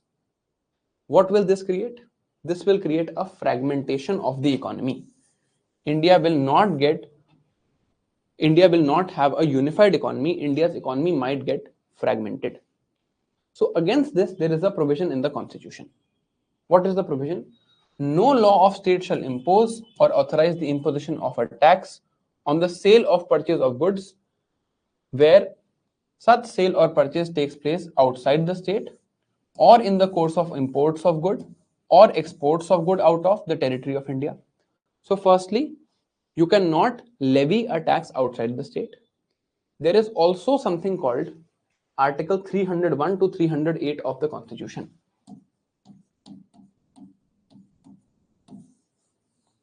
This is there to prevent fragmentation. It is said that interstate sale, if there is interstate sale, you cannot levy a differential tax. You cannot say that there are various articles here. These are for economic unification of India. I hope आप लोगों ने पढ़ रखे हो. Full faith and credit clause is here. Interstate trade and commerce is here. Various other things are here. If there is interstate sale, Haryana government cannot levy this tax. They cannot say that, okay, for Rajasthan goods, we will take this much. For Punjab goods, we will take this much. They can't do this. There needs to be a uniformity here. If there is no uniformity here, India's economic system will get fragmented. for the purpose of this uniformity, on interstate sales, produced somewhere else, sold somewhere else, it was decided that this tax will be collected by the central government. Central government will collect this tax. It was called central sales tax. And central government will collect it at the same rate. Central government will not differentiate. Good is going from Rajasthan to Haryana, going from Punjab to Haryana, Haryana to Odisha. Central government will not differentiate. Central government will simply levy something called central sales tax at the same rate. Then central government will transfer this to the state where the sales have happened. Then they will transfer this to Haryana. This is just being done so that there is uniformity, so that Haryana will not make a law that for Madhya Pradesh goods this is the tax, for Punjab goods this is the tax. For this purpose, we said that on interstate sale, the money will be collected by central government. After collection by central government, called central sales tax, there will be then transfer of this money to Haryana. Who is the levying authority now? Central government is the levying authority. Who is actually getting the tax finally? Haryana is getting the tax. Haryana is called appropriating authority. अब वो समझ आया that levying authority can be different, actual user can be different. But when does this happen? This happen in the case of interstate sales.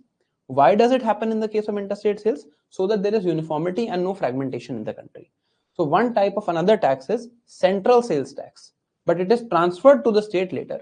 Only for uniformity, central government will collect it. So we have seen this type of tax also called central sales tax.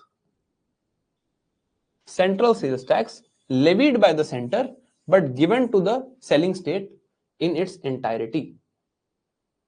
Isko please don't confuse this. Please don't confuse this with finance commission grants that are totally different. ये center बस collect करके selling state को दे देता है.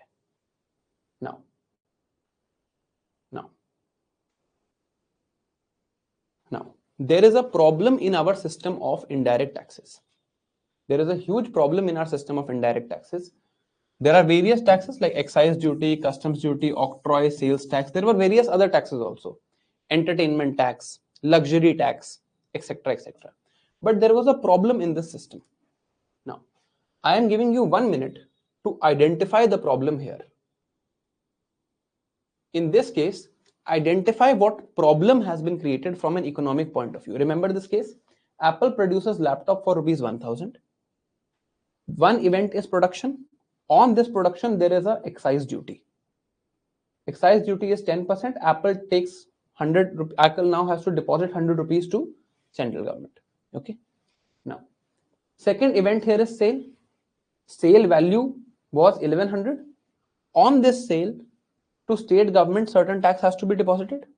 That is 10% of sale value.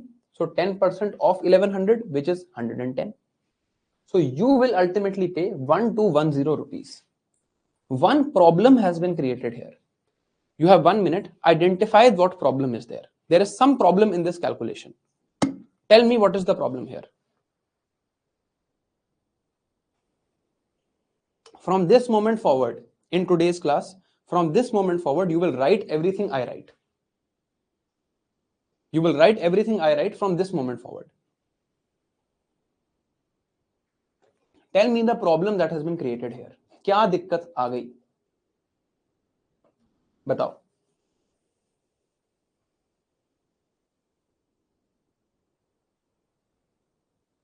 Good. There was taxation on tax.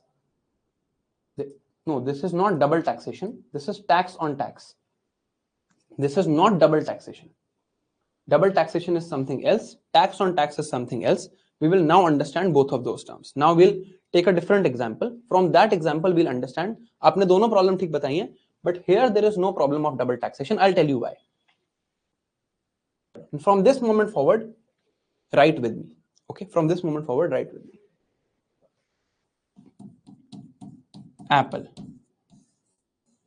Apple creates a laptop for 1000 rupees. Apple produces a laptop for 1000 rupees. Here what happens, there is an event called production. On any production there is excise duty. Excise duty is at 10%. So 100 rupees have to be now given to central government. Okay. Apple sells this. Apple sells this to, let's say, a distributor. A distributor. Distributor will purchase this for 1100. On the value of the sale, let's assume that there is a sales tax of 10%.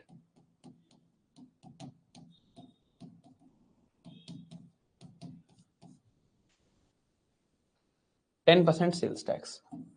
What is the distributor going to pay now? Distributor is going to pay 1100 plus 110. He is going to pay 1210. So distributor has paid 110 rupees to Apple. Oh, sorry, 1210 rupees to Apple. Okay. Now, distributor also will do some changes. He also has a shop. He has to buy from Apple, then distribute in various parts of India, make some profit. So the value added by him. We have read concept of gross value added, right? But let's say value added. Value that is added by distributor in his profit, everything is 90 rupees. Value added by him is 90 rupees. Now, for what value will he sell this? You are the now consumer. You are buying from distributor. From what value at what value will he now sell this? He has paid 1210 earlier. He has added value of himself, his profit, his cost of distribution, everything. He has added value of rupees 90. At what value will he sell now? He will sell at a value of rupees 1300. Another event of taxation is created here. What is that event of taxation? That event of taxation is sale. On this sale, what taxation has to be levied? 10% of value, which is 130 rupees. So you will pay now, what will you pay? You will pay rupees 1300 plus rupees 130. This is what you will pay. This is the tax you will pay, and you will pay in total 1430 rupees. This is the amount you will pay. For now, this is the system. Let us break down this 130.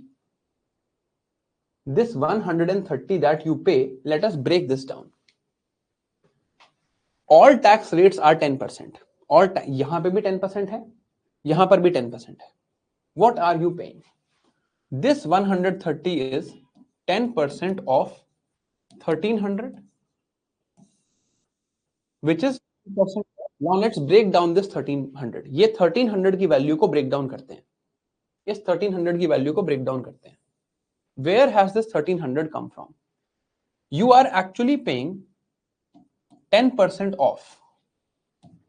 10% off. 10% into 1000 rupees, which was the value that Apple paid.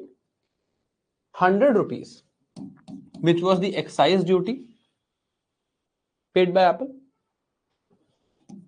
Plus, then here, in this case, you are also paying 10% on these two. आपने पहले 10% यहाँ पे किया, right? So there is 1000 plus 100. Then plus there is 110 more of sales tax here. यहाँ पे 110 sales tax की value थी. So say 110. Then there is value added of rupees 90. So this is 10% of all of this. If this figure comes out to 130, you are paying 130 in tax. अगर ये 130 ही निकलता है तो हमारी कैलकुलेशन ठीक है. देखते हैं. 10% of 1000, so 100. 10% of 100 मतलब 10. 10% of 110, which is 11. 10% of 90, which is 9. This is 100 plus 10, 110 plus 11, 121 plus 9, 130. So you have paid 10% tax on what things? आपने किन चीजों पे पे किया है? आपने किन चीजों पे पे किया है? you have paid on this, you have paid on this, you have paid on this, and you have paid on this. These four things you have paid 10% tax on, है ना, जहां से फाइनली ये 1300 की वैल्यू आई है, right. Now this was value added by Apple, ये value Apple ने ऐड की, 1000 रुपए का प्रोडक्ट एप्पल ने बनाया है। On this if you are paying 10%, it is fair, it is fair, right now, but on this 10% had already been paid. Apple had already paid to government some money here. Apple had already paid 100 rupees, and from this sales tax Apple has already paid 110 rupees. So Apple has already paid to government, क्योंकि ये responsibility तो Apple की है। Apple has already paid to government in this case a value of 110 plus 100. So Apple has already paid 100 plus 110 to the government. 100 Apple has paid as excise, and 110 Apple has paid as sales tax. Excise duty and sales tax Apple has already paid. Distributor is going to collect from you 130 rupees. Distributor is also going to pay this 130 rupees. This 130 rupees is taxed firstly on this 1000 rupees. This is 10% of 1000 plus 100 plus 110 plus 90, right? This is what 130 is. This 130 is tax on this. But on this value, on this 1000, already Apple has deposited this money. ये already deposit हो चुका है. This is double taxation. On the same value, now another tax will be deposited. इस value addition पे already tax deposit हो चुका है. This 130 also comes from this 100. This is tax on tax. This 130 also comes from this 110. This is also tax on tax. The last comes from this 90. This is okay, because this was new value added by distributor. So ideally distributor should be asked only to deposit 9 rupees now. Distributor should be asked to deposit to the government only 9 rupees, because that is the fresh value added. On this value some tax has been deposited. ये value added थी, ये value added थी. इस value added पे, इस चीज पे already tax deposit हो चुका है by Apple. Distributor has paid it, right? Distributor should only be asked to deposit rupees 9 now. Should not be asked to deposit tax on this or tax on. ये tax on tax तो गलत है ही, दोबारा से 1000 rupees पे tax लेना भी गलत है, क्योंकि आप एक बार ले चुके हो. Is this clear? This is the case. This is the case of double taxation. This is the case of tax on tax. अगर ये क्लियर है तो जीएसटी खत्म हो गया हमारा टॉपिक. समझ आया क्या हो रहा है यहां पे? Did you understand what was happening here?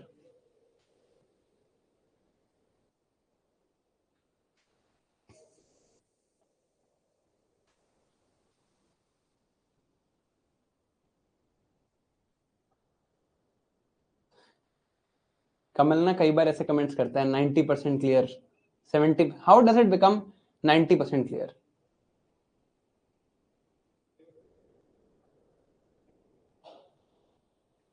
अरे everything is written on the board, you write it yourself, you will get clear. अगर आप खुद लिखोगे तो क्लियर हो जाएगा. सब कुछ लिखा है बोर्ड पे, सब कुछ लिखा है. देखते हैं, चलो let's see what is the money government receives in this case. Apple से गवर्नमेंट कितना पैसा रिसीव करती है? What Apple pays to the government is how much? Let's see. Apple pays to the government firstly 100 rupees in excise duty and 110 rupees in sales tax. Excise duty, sales tax. What does distributor pay to the government? Distributor also pays 130 rupees in sales tax. This is the tax that government receives. Government ने बोला क्या था? 10% on production. 10% on production means that जब भी कोई चीज 1000 rupees की produce हुई है, 1000 रुपीज की प्रोड्यूस हुई है तो उस पर 100 रुपीज टैक्स कलेक्ट होना चाहिए, 10% ऑन प्रोडक्शन। 1000 रुपीज की चीज प्रोड्यूस हुई, उस पर 100 रुपीज कलेक्ट होना चाहिए, यही गवर्नमेंट ने बोला था। हो कितना रहा है? This 130 is equal to 10% of 1000 plus 100 plus 110 plus 90। यहां पर 1000 रुपीज की चीज प्रोड्यूस हुई, प्रोडक्शन ऑफ 1000 रुपीज। यहां पर एक्चुअल प्रोडक्शन कितनी है? Whatever value added he has done, whatever value he distributor has added, that is the production. What is the production here? 90 rupees. Actual production कितनी हुई economy में? Actual production हुई है economy में 1090 rupees. Government क्या कह रही है? प्रोडक्शन पे मुझे 10% टैक्स दे दो। तो what is the production tax that should be given? What is the excise duty that should be given? 109 rupees. Law तो ये है। हो कितना रहा है टैक्स कलेक्ट? पहले यहां पर 100 रुपीज टैक्स कलेक्ट हुआ ऑन दिस 1000, फिर यहां पर 10% ऑफ 1000, दोबारा से 100 रुपीज टैक्स कलेक्ट हुआ ऑन दिस 1000, और फिर 10% टैक्स कलेक्ट हुआ इन ऑन दिस 90। तो हो कितना रहा है ऑन प्रोडक्शन? 100 plus 100 plus 9। तो actually we are collecting 100 plus 100 plus 9। We have tax that 1000 rupees की production twice. We have taxed that 1000 rupees production twice. Central government is getting how much tax here? यहां पर 100 हो गया production पे। Now central government should get some money on this production. That's it. But central government will get 100 plus 100 plus 9. ये जो extra 100 है, this is double taxation. I have taxed this 1000 twice. अब समझ आया? Double taxation. Tax on value that has already been taxed. Now is it clear?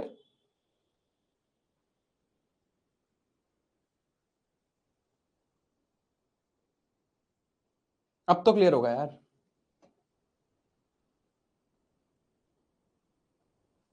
ठीक है। Now government, this system creates certain problems. What are the two problems of the system? One problem is double taxation. Second problem is tax on tax. Because we are also collecting tax here when we are collecting 1300, we are also charging this 10% of 100. We are also charging this 10% of this. हम इसका भी 10% charge कर रहे हैं, इसका भी 10% charge कर रहे हैं। तो we are levying tax on tax and we are levying something called double taxation. These were the two problems of India's taxation system before 2005. In 2005, a new system of taxation was brought called VAT system. VAT is not a tax. VAT is a system of taxation. VAT is a system of taxation. VAT system में क्या बोला गया? Let's now see from the same example. Apple produced a laptop of 1000 rupees. Apple produced a laptop of 1000 rupees. On this, it paid an excise duty of 100 rupees. Then Apple sold this laptop for 1100 rupees. On this, it charged sale tax of 110 rupees. Distributor paid this sales tax of 110 rupees. So Apple also deposited to the state government sales tax of 110 rupees. Right? Now, distributor pays 1100 plus 110 equal to 1210. Distributor pays this much. Distributor adds value of 90 rupees. So distributor now gets 1300 rupees. 1300 rupees is his value. Now, distributor now sells to consumer for 1300 rupees. and he charges, let's say, 130 rupees. This was what was happening and this was the problem. हमने कहा कि distributor जो tax देगा, distributor, the tax that distributor has to give, the tax that distributor has to give is only the tax on his value added tax. Only the tax on his value added, whatever value he adds, only on that he will pay tax. What is the value added that he has done here? What is the value added that he has done here? He has added rupees 9 in value or rupees 90 in value, so he only has to pay rupees 9. He only has to pay rupees 9. So from the consumer, what should he ideally charge? From the consumer, what should he ideally charge? He should say that I paid for this good 1210 rupees. मैंने इस good के लिए 1210 rupees पे किए, मैंने इसमें value add करी 90 rupees की. इस 90 रुपीज जो मैंने एक्स्ट्रा, बाकी सब पे तो टैक्स लग ही चुका ना. अभी यहां पर एक्स्ट्रा क्या हुआ है? 1210 से एक्स्ट्रा क्या हुआ है? 90 रुपीज हुआ है. इस 90 रुपीज पे आप 10% टैक्स दे दो, which is 9 rupees. So I will sell you this product for 1219. Ideally this should be the case. ये बात समझ आ रही है? Only on value addition there should be tax. Only on value addition there should be tax. Only on value addition there should be tax. ये बात बोली गई कि वैल्यू एडिशन पे ही टैक्स होना चाहिए, ऐसा नहीं होना चाहिए कि पूरे पे टैक्स हो.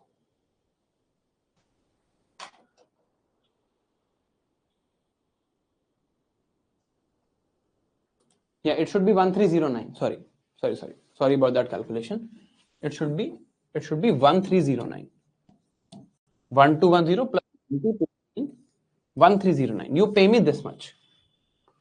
You pay me this much. This is what you should be paying me ideally. This is what you should be paying me ideally. What were you originally paying? What were you originally paying? You were paying 1430. You should not pay 1430. You should actually be paying 1309 because this is the value that I have added.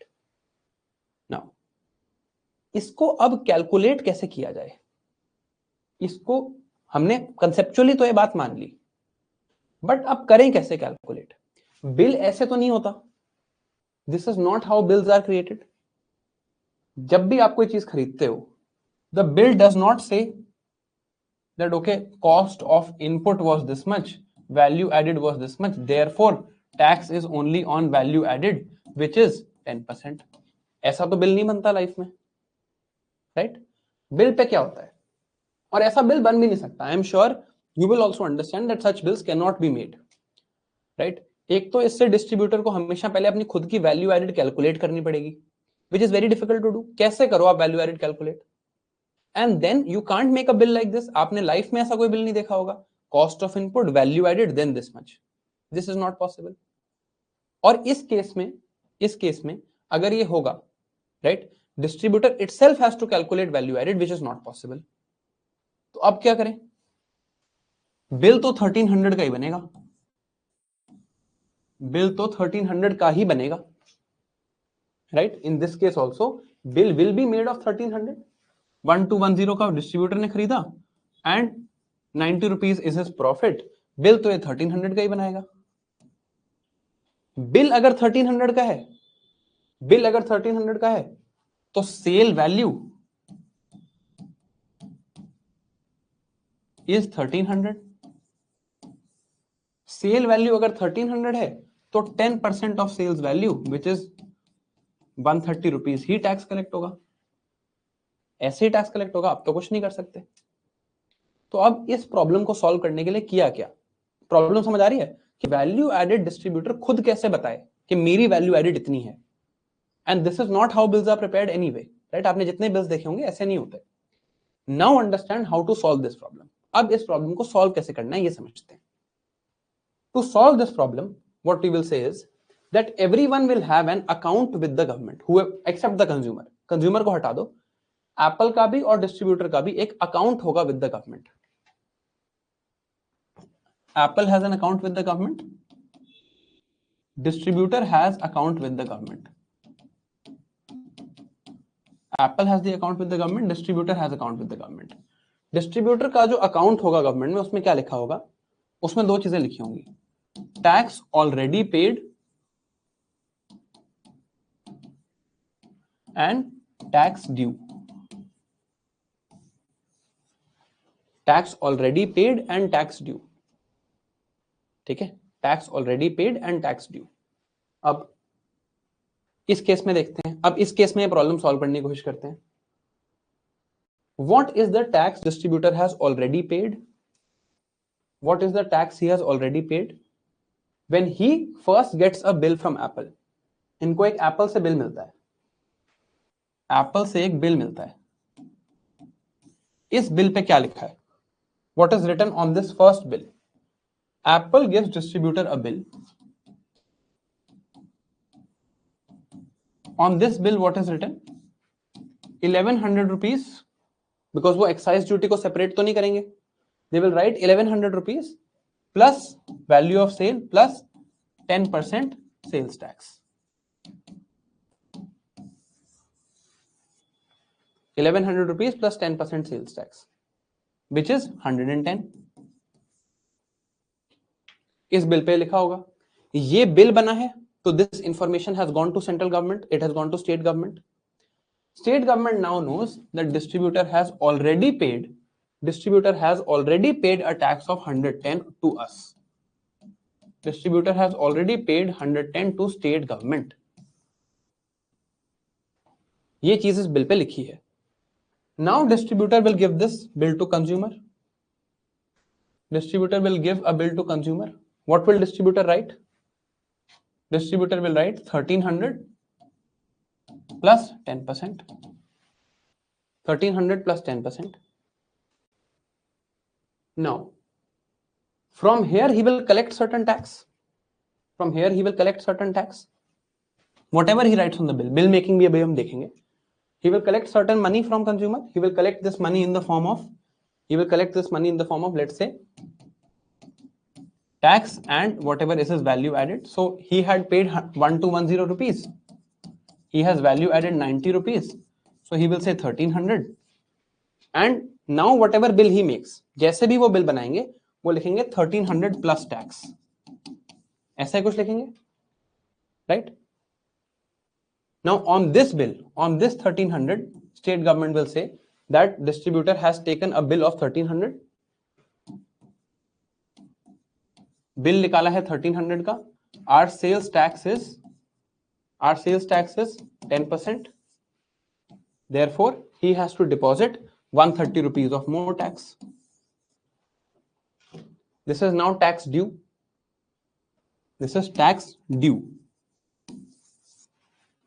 But already this distributor has paid 110 rupees. 110 rupees already आ चुका है. So state government will not ask him to deposit 130. State government will ask him to deposit only what is the difference here. State government will say, यहाँ आप already दे चुके हो. You have already given 110 rupees to us. Now after your value addition,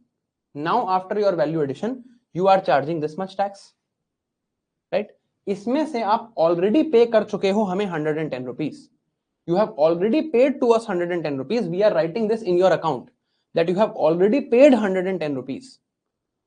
You now whatever extra bill you create, अब जो आप bill बनाओगे, now whatever bill you create, from that bill what tax you collect, we will check against what you have already paid.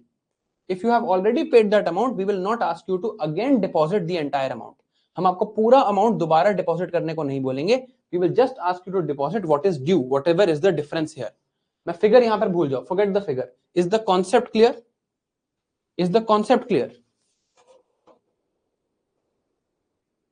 दोनों के बीच में is the concept clear to you?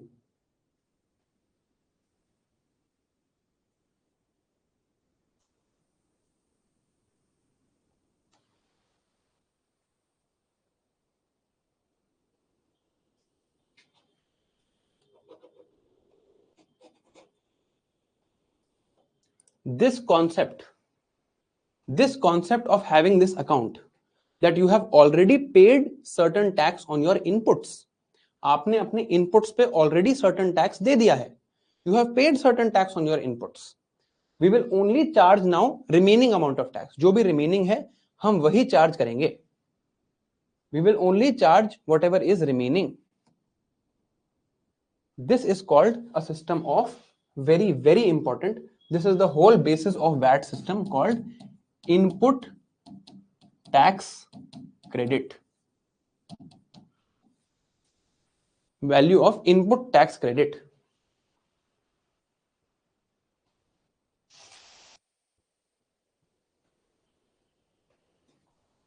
तो अब distributor अपना बिल में क्या लिखेगा? What will distributor now right in his bill?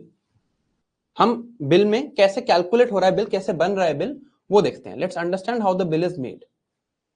Value of input, value of input was 1100. This is value of input.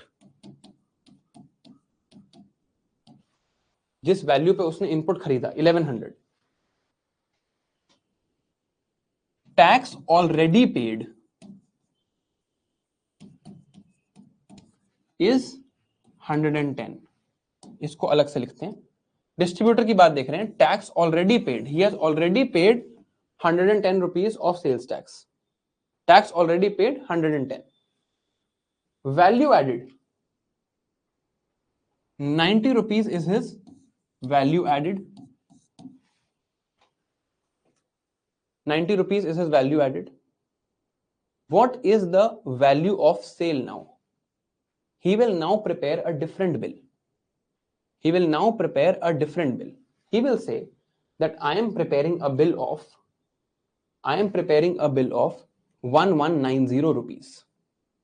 I am now preparing a bill of, I will not write this. जो taxes I have already paid, this I will not write in the bill. I will not write this in the bill. I will just write in the bill now 1190. I will write this in the bill and ask the customer to pay 10%. You will pay 119 rupees. Distributor now has to deposit 119 rupees to the government. He will not write the taxes he paid in the last stage. Last stage mein, when he was buying his input, he bought the input for 1100. He paid 10% sales tax. Distributor here bought input for 1100, paid 10% sales tax. In the original billing formula, he was writing this entire amount because उसको दोबारा deposit करना था ये. There was double taxation. Tax on tax was happening. He had to deposit it again. So he was writing this entire amount. Now he will not write this entire amount. What will he write? He will write, okay, value of input was 1100. I purchased the input for 1100. I paid already. Tax already paid was 110. Value added is 90. Now when he writes his bill, from his bill he will subtract the taxes paid in the last stage. So he will directly write 1190. On this he will ask you to pay 10% sales tax. 10% sales tax. Now let's see what is the tax that you are paying. 10% sales tax is what you pay now.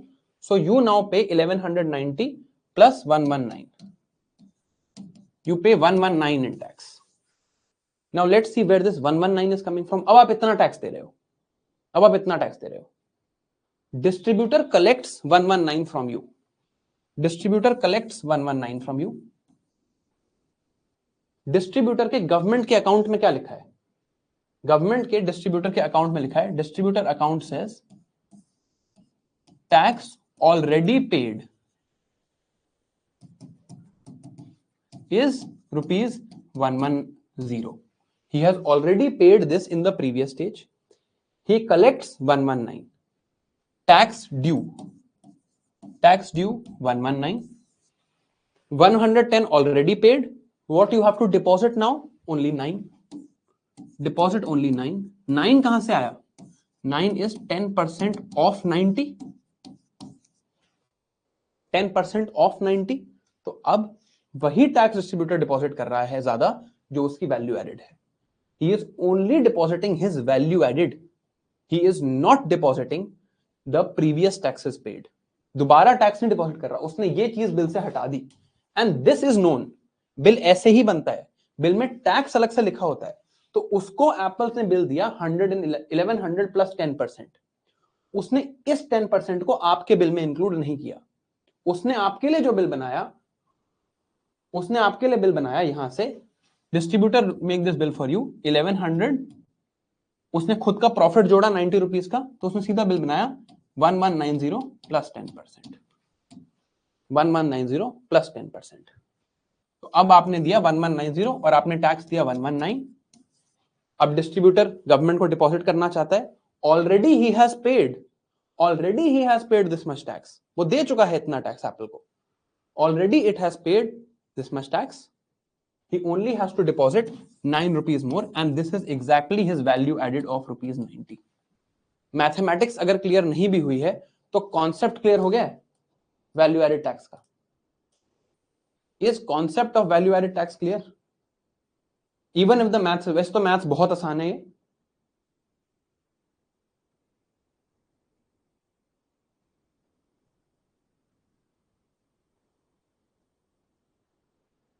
Okay great. अब इसी transaction को दोबारा देखते हैं। अब समझ, ये तो वैट सिस्टम है, this is the VAT system, ठीक है। अब पहले इस ट्रांजैक्शन को दोबारा देखते हैं। Apple produces a laptop off 1000 rupees, pays to central government excise duty of 100 rupees. To distributor, he sells this laptop for rupees 1100, takes tax of 110 rupees. Distributor does value addition of 90 rupees. Distributor then sells this to consumer at 1190, value of input plus value added 1190 plus 10%. So tax here is 119. Consumer pays in this case 1190, which is value plus 119 tax. अब सारे tax rates 10% हैं, इस 119 को break करते हैं। Where has this come from? 119 is equal to 10% of what figures here? 10% of what figures? कौन कौन सी फिगर्स का 10% है ये? This is 10% of firstly 1000, 10% of 1000 first, plus 10% of 90 plus 10% of 100. अभी भी there is a tax on tax. This is 100, this is 9, this is 10. Still this 10 is tax on tax. और ये कौन सा 100 है? ये 100 है। You are still paying 119 rupees in tax. यहां पर ये वाला इफेक्ट हमने एलिमिनेट कर दिया, इसकी डबल टैक्सेशन को भी हमने एलिमिनेट कर दिया, पर ये एलिमिनेट नहीं हुआ। बात समझ आई? Is this clear? बहुत सिंपल मैथ्स है यार, मतलब, और इतना सीसैट अगर क्लियर करना है तो this we have to understand. Is this clear? सारे टैक्स रेट्स 10% हैं।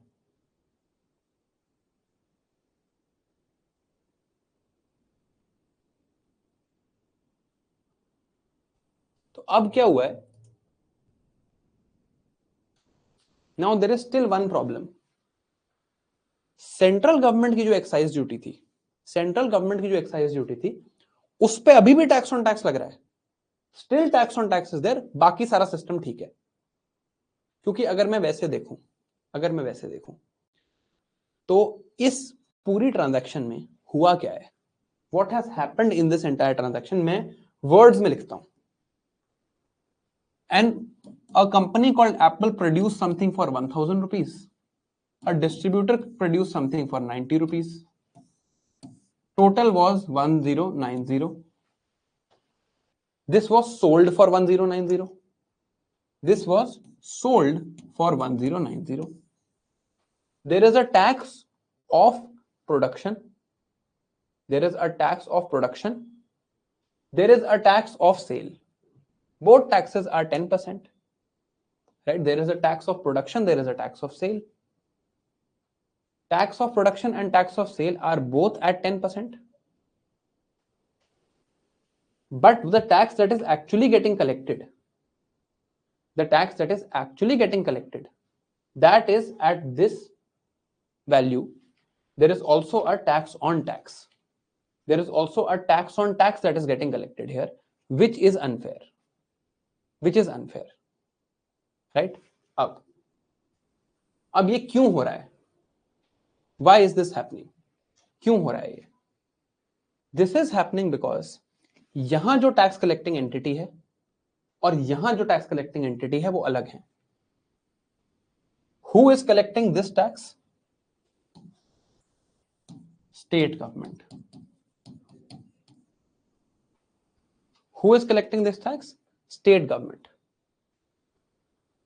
Who is collecting this tax? Who is collecting this tax? State government. तो यहां पर जो स्टेट गवर्नमेंट का पुराना टैक्स था, उससे तो एक इनपुट टैक्स क्रेडिट मिल गया और उससे वो प्रॉब्लम सॉल्व हो गई. But this tax is being collected by central government. ये जो स्टेट गवर्नमेंट के, फाइनली हम स्टेट गवर्नमेंट का टैक्स दे रहे हैं. यहां पर टैक्स ऑन टैक्स वाली प्रॉब्लम सॉल्व नहीं हुई. यहां पर अभी भी कैस्केडिंग इफेक्ट है. राइट? Is this clear?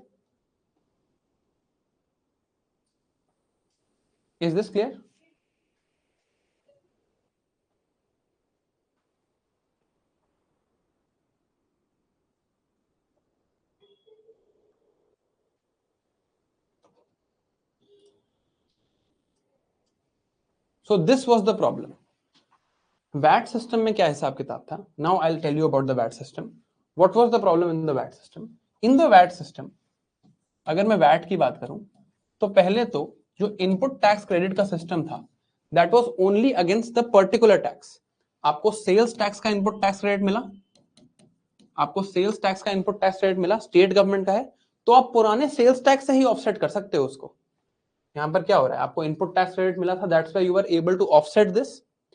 अगर आपको सेल्स टैक्स का इनपुट टैक्स क्रेडिट मिला है, you will only be using this to offset this tax, not this.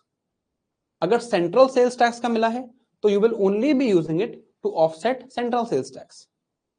Right? This was the problem. Central government charges excise duty. Central government was also using the waiting system in excise duty. अब central government का waiting system of excise duty समझने के लिए हमें यहां Apple के पीछे जाना पड़ेगा. Apple did not produce the laptop out of thin air. Let's say it bought screen from somewhere. It bought keyboard from somewhere. Screen कहीं से खरीदा, कीबोर्ड कहीं से खरीदा. स्क्रीन और कीबोर्ड कहीं से खरीदा, तो यहां पर already let's say screen worth was 200 rupees, keyboard worth was 500 rupees. So Apple also bought the screen and keyboard. At this 200 rupees, Apple must have paid 20 rupees excise duty, or must have paid here some money. Here Apple must have paid some money. छोड़ दो excise duty थी या क्या था, let's leave that aside. Screen, let's say Apple has bought for 200 rupees. Keyboard Apple has bought for 500 rupees. Then Apple has created laptop for 1000 rupees. अब यहां भी कोई सेल हुई होगी और इन लोगों ने स्क्रीन प्रोड्यूस किया था, तो इन्होंने भी कुछ एक्साइज ड्यूटी दी होगी. जैसे यहां पर हमने सेल्स टैक्स को ऑफसेट किया, पुराने सेल्स टैक्स को हमने ऑफसेट किया, सिमिलरली ऐसा एक्साइज ड्यूटी में भी ऑफसेट करने का सिस्टम था. Similar system was there to offset this value of excise duty. It was there. So Apple was offsetting this, and Apple was offsetting this using its input tax credit on this. ठीक है, जैसे यहां पर हमने distributor was offsetting the sales tax, Apple could also Apple could also offset the excise duty value. Apple could also offset the excise duty value using something called mod VAT, modified VAT, or sen VAT, central VAT. This was simply the VATing system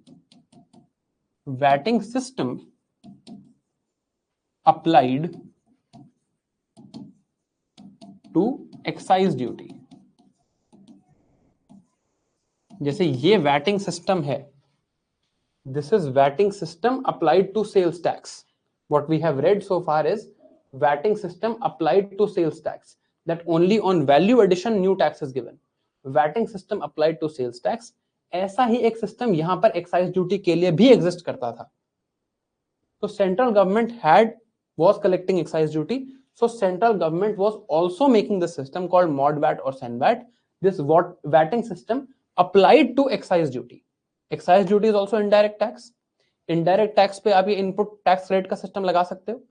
So VATing system was also applied to excise duty using mod VAT and sen VAT system. VATing system was also applied to state sales tax, जो हम अभी देख रहे थे. Sales tax of state, sales tax of state, इस पे भी vatting system applied था, इस पे भी वैटिंग सिस्टम अप्लाइड था. It was simply called VAT, value added tax. समझ आई ये बात? Is this thing clear? That excise duty का अपना अलग वैटिंग सिस्टम चल रहा है, सेल्स टैक्स का अपना अलग वैटिंग सिस्टम चल रहा है. I am not explaining that, फिर वो मैथ्स और कॉम्प्लिकेटेड हो जाएगी. But are you getting the idea? जैसे हमने सेल्स टैक्स पे किया वैसे ही हमने एक्साइज ड्यूटी पे किया, क्योंकि एप्पल ने भी तो कहीं से खरीदा होगा कीबोर्ड वगैरह.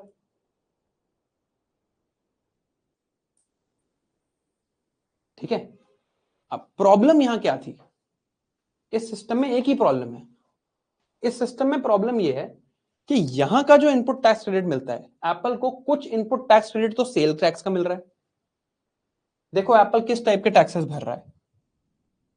Apple has to deposit certain sales tax to state government. Apple has to deposit excise duty to central government. This is also under the VAT system, so there must be some input tax credit. This is also under mod VAT or sen VAT system, so there must be some input tax credit. यहां पर भी input tax credit होगा, यहां पर भी input tax credit होगा. तो input tax credit की प्रॉब्लम नहीं है. प्रॉब्लम क्या है कि जो ये इनपुट टैक्स क्रेडिट मिलता था, ये इससे वो ये नहीं पे कर सकता. You can not use this input tax credit to offset this. आप ये इनपुट टैक्स क्रेडिट यूज करके सेल्स टैक्स को ऑफसेट नहीं कर सकते. You understanding? You can not use this input tax credit to offset sales tax. You can not use this input tax credit to offset excise duty.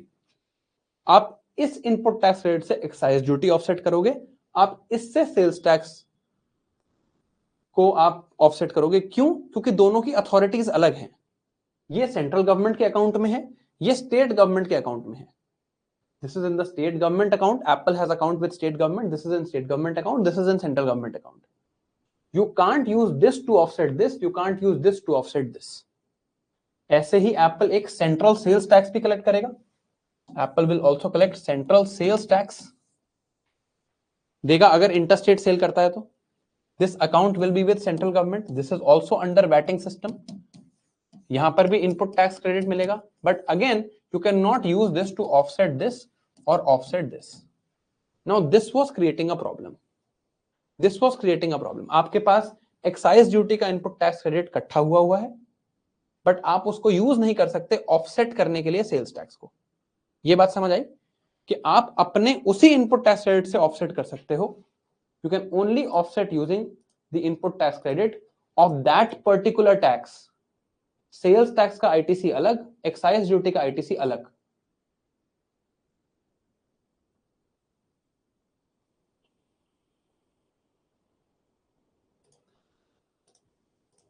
अब इस वजह से थोड़ी बहुत टैक्सेशन ऑन टैक्सेशन हो रही है. अभी भी कैस्केडिंग इफेक्ट पूरी तरह गया नहीं है. एंड प्रोड्यूसर्स के लिए एक प्रॉब्लम है. ये वाला इससे ये वाला, इससे कंप्लायंस की प्रॉब्लम अलग है। This problem was solved by GST. ये क्यों हो रहा है, इसके रीजन समझो। यहां पर क्या हो रहा है, there are two things happening here. One, there are different events of taxation. Different events of taxation are there. One is this event of production, one is this event of sales.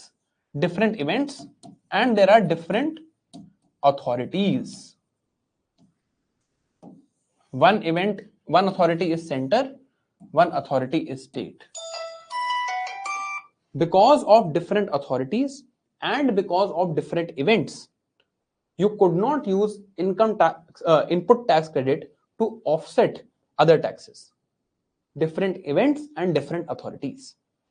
GST solved this problem.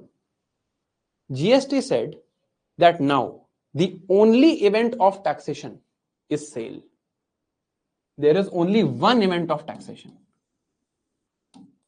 which is sale. अब सिर्फ एक ही event of taxation है called sale. Apple will sell to distributor whatever this sale value is. इस पे एक कुछ percentage GST लगेगा. Distributor will sell to consumer.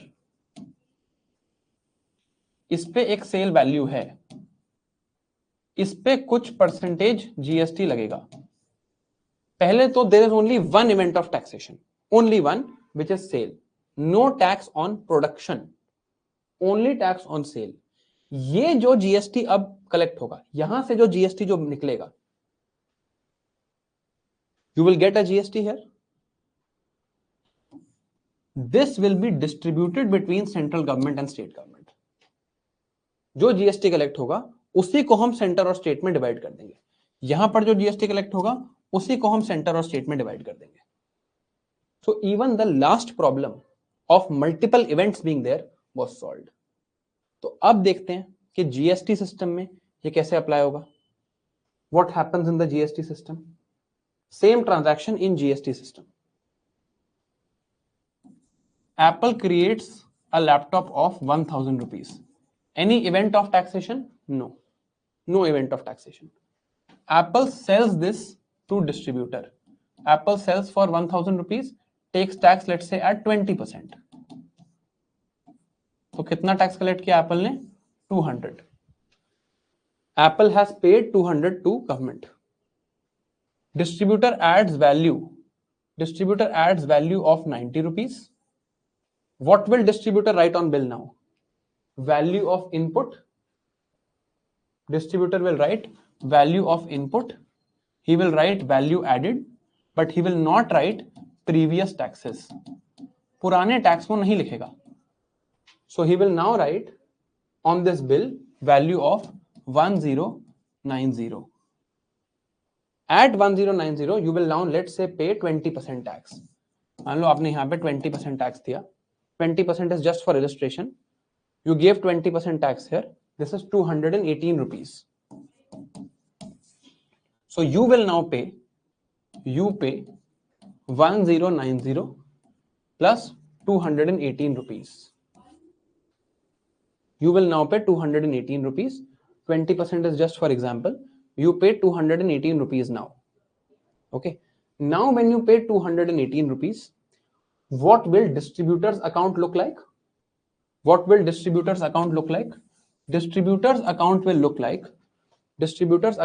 like that you have already paid tax, already paid in distributor's account will say tax already paid is rupees 200. Tax collected or tax due, collected भी नहीं, tax due was 218 rupees because you made a sale of 1090. इसका 20% is your tax due. You have already paid 200. So what distributor now has to pay? 18 rupees. 18 rupees is 20% of 9. 18 rupees is 20% of 9. This is fine. तो distributor के side से तो अभी calculation ठीक है. अब हम आपकी टैक्स की कैलकुलेशन देख लेते हैं. You are now paying tax of 218. Tax rate is 20%. 218 is 20% of 1000 plus 90. ये चीज भी प्रोड्यूस हुई थी, ये चीज भी प्रोड्यूस हुई थी. टैक्स उन्हीं चीजों पे लग रहा है जो प्रोड्यूस हुई थी. 20% of 1000 is 200. 20% of 90 is 18. So you are paying only 218. तो आप उन्हीं चीजों पर टैक्स दे रहे हो जो प्रोड्यूस हुआ है. You are not paying tax on things which are tax on tax. You are not paying tax on things twice. You are only paying tax on things that has been value added. Apple added value of 1000, distributor added value of 90. You are only paying tax now on value added, actually paying value added tax now.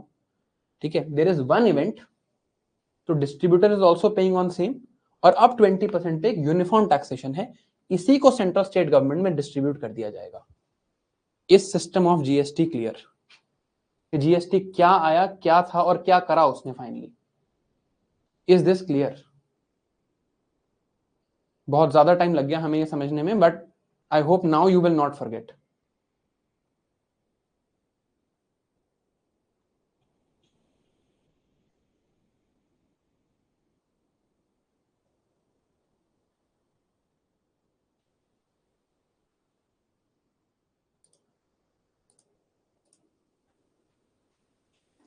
Now this is the GST system. तो मैंने यहां पर ये सारी चीज लिखी भी हुई है, what happened etcetera etcetera, MODVAT CENVAT आया वगैरह वगैरह. But this is the entire idea of GST. GST की टैगलाइन क्या है? One nation one tax. So one event of taxation. One event of taxation is one event of taxation. One event of taxation, only event is sale. One taxation authority. One taxation authority. There is a system in GST. अगर आपका total collection या total state, let's say total आपकी registration दोनों जगह होती है, you register in both places. This is an internal system. That अगर 1 करोड़ से ज्यादा की tax liability है तो सेंट्रल गवर्नमेंट के ऑफिस में जाता है, 1 करोड़ से कम की है तो स्टेट के पास जाता है, एक एस्टिमेशन है वगैरह वगैरह. We don't have to go into that. We have to understand one nation one tax. That पूरे नेशन पे अब एक टैक्सेशन लग रही है from one system on one event through one authority. That one authority might keep changing, but होगी एक ही. This system has been made. This is why it is truly one nation one tax. It has eliminated any cascading effect of taxes.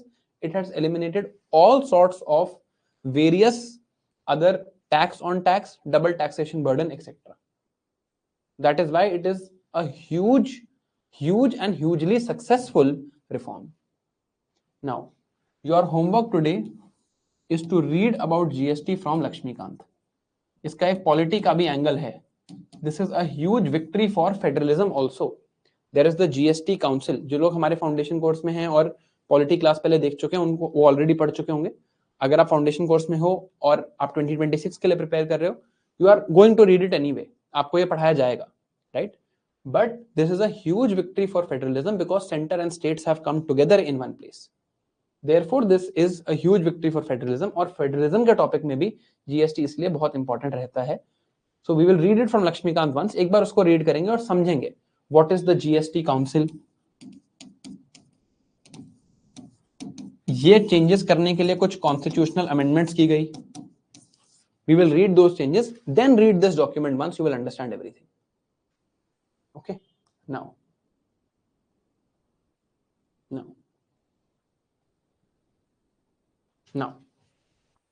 there are few more things we have to read about GST and few more things we have to read in terms of how taxation is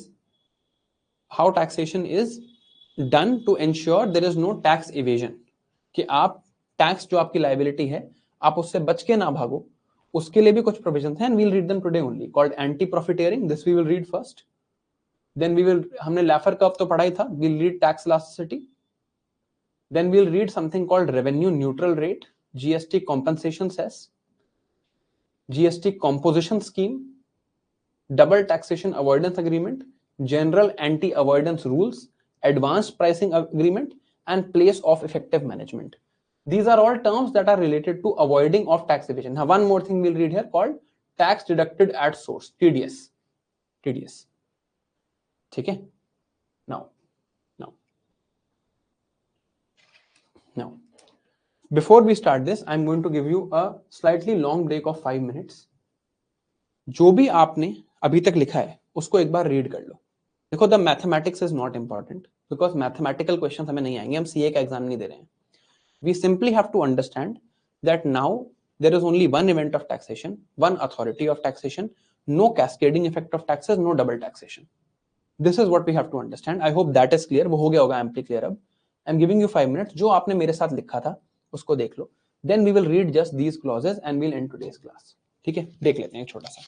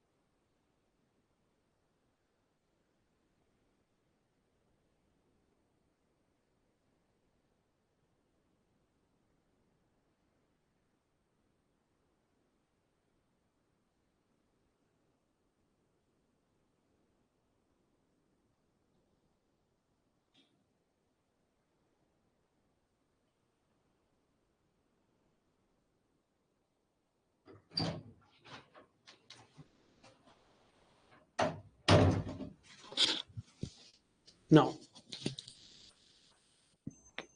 let us read some of the clauses of GST. One is anti-profiteering clause. Anti-profiteering clause, हमने क्या देखा, that जब a producer has to make a bill, when distributor was making his bill, इसी case से समझते हैं क्योंकि हम इसी केस से समझ रहे हैं सब कुछ.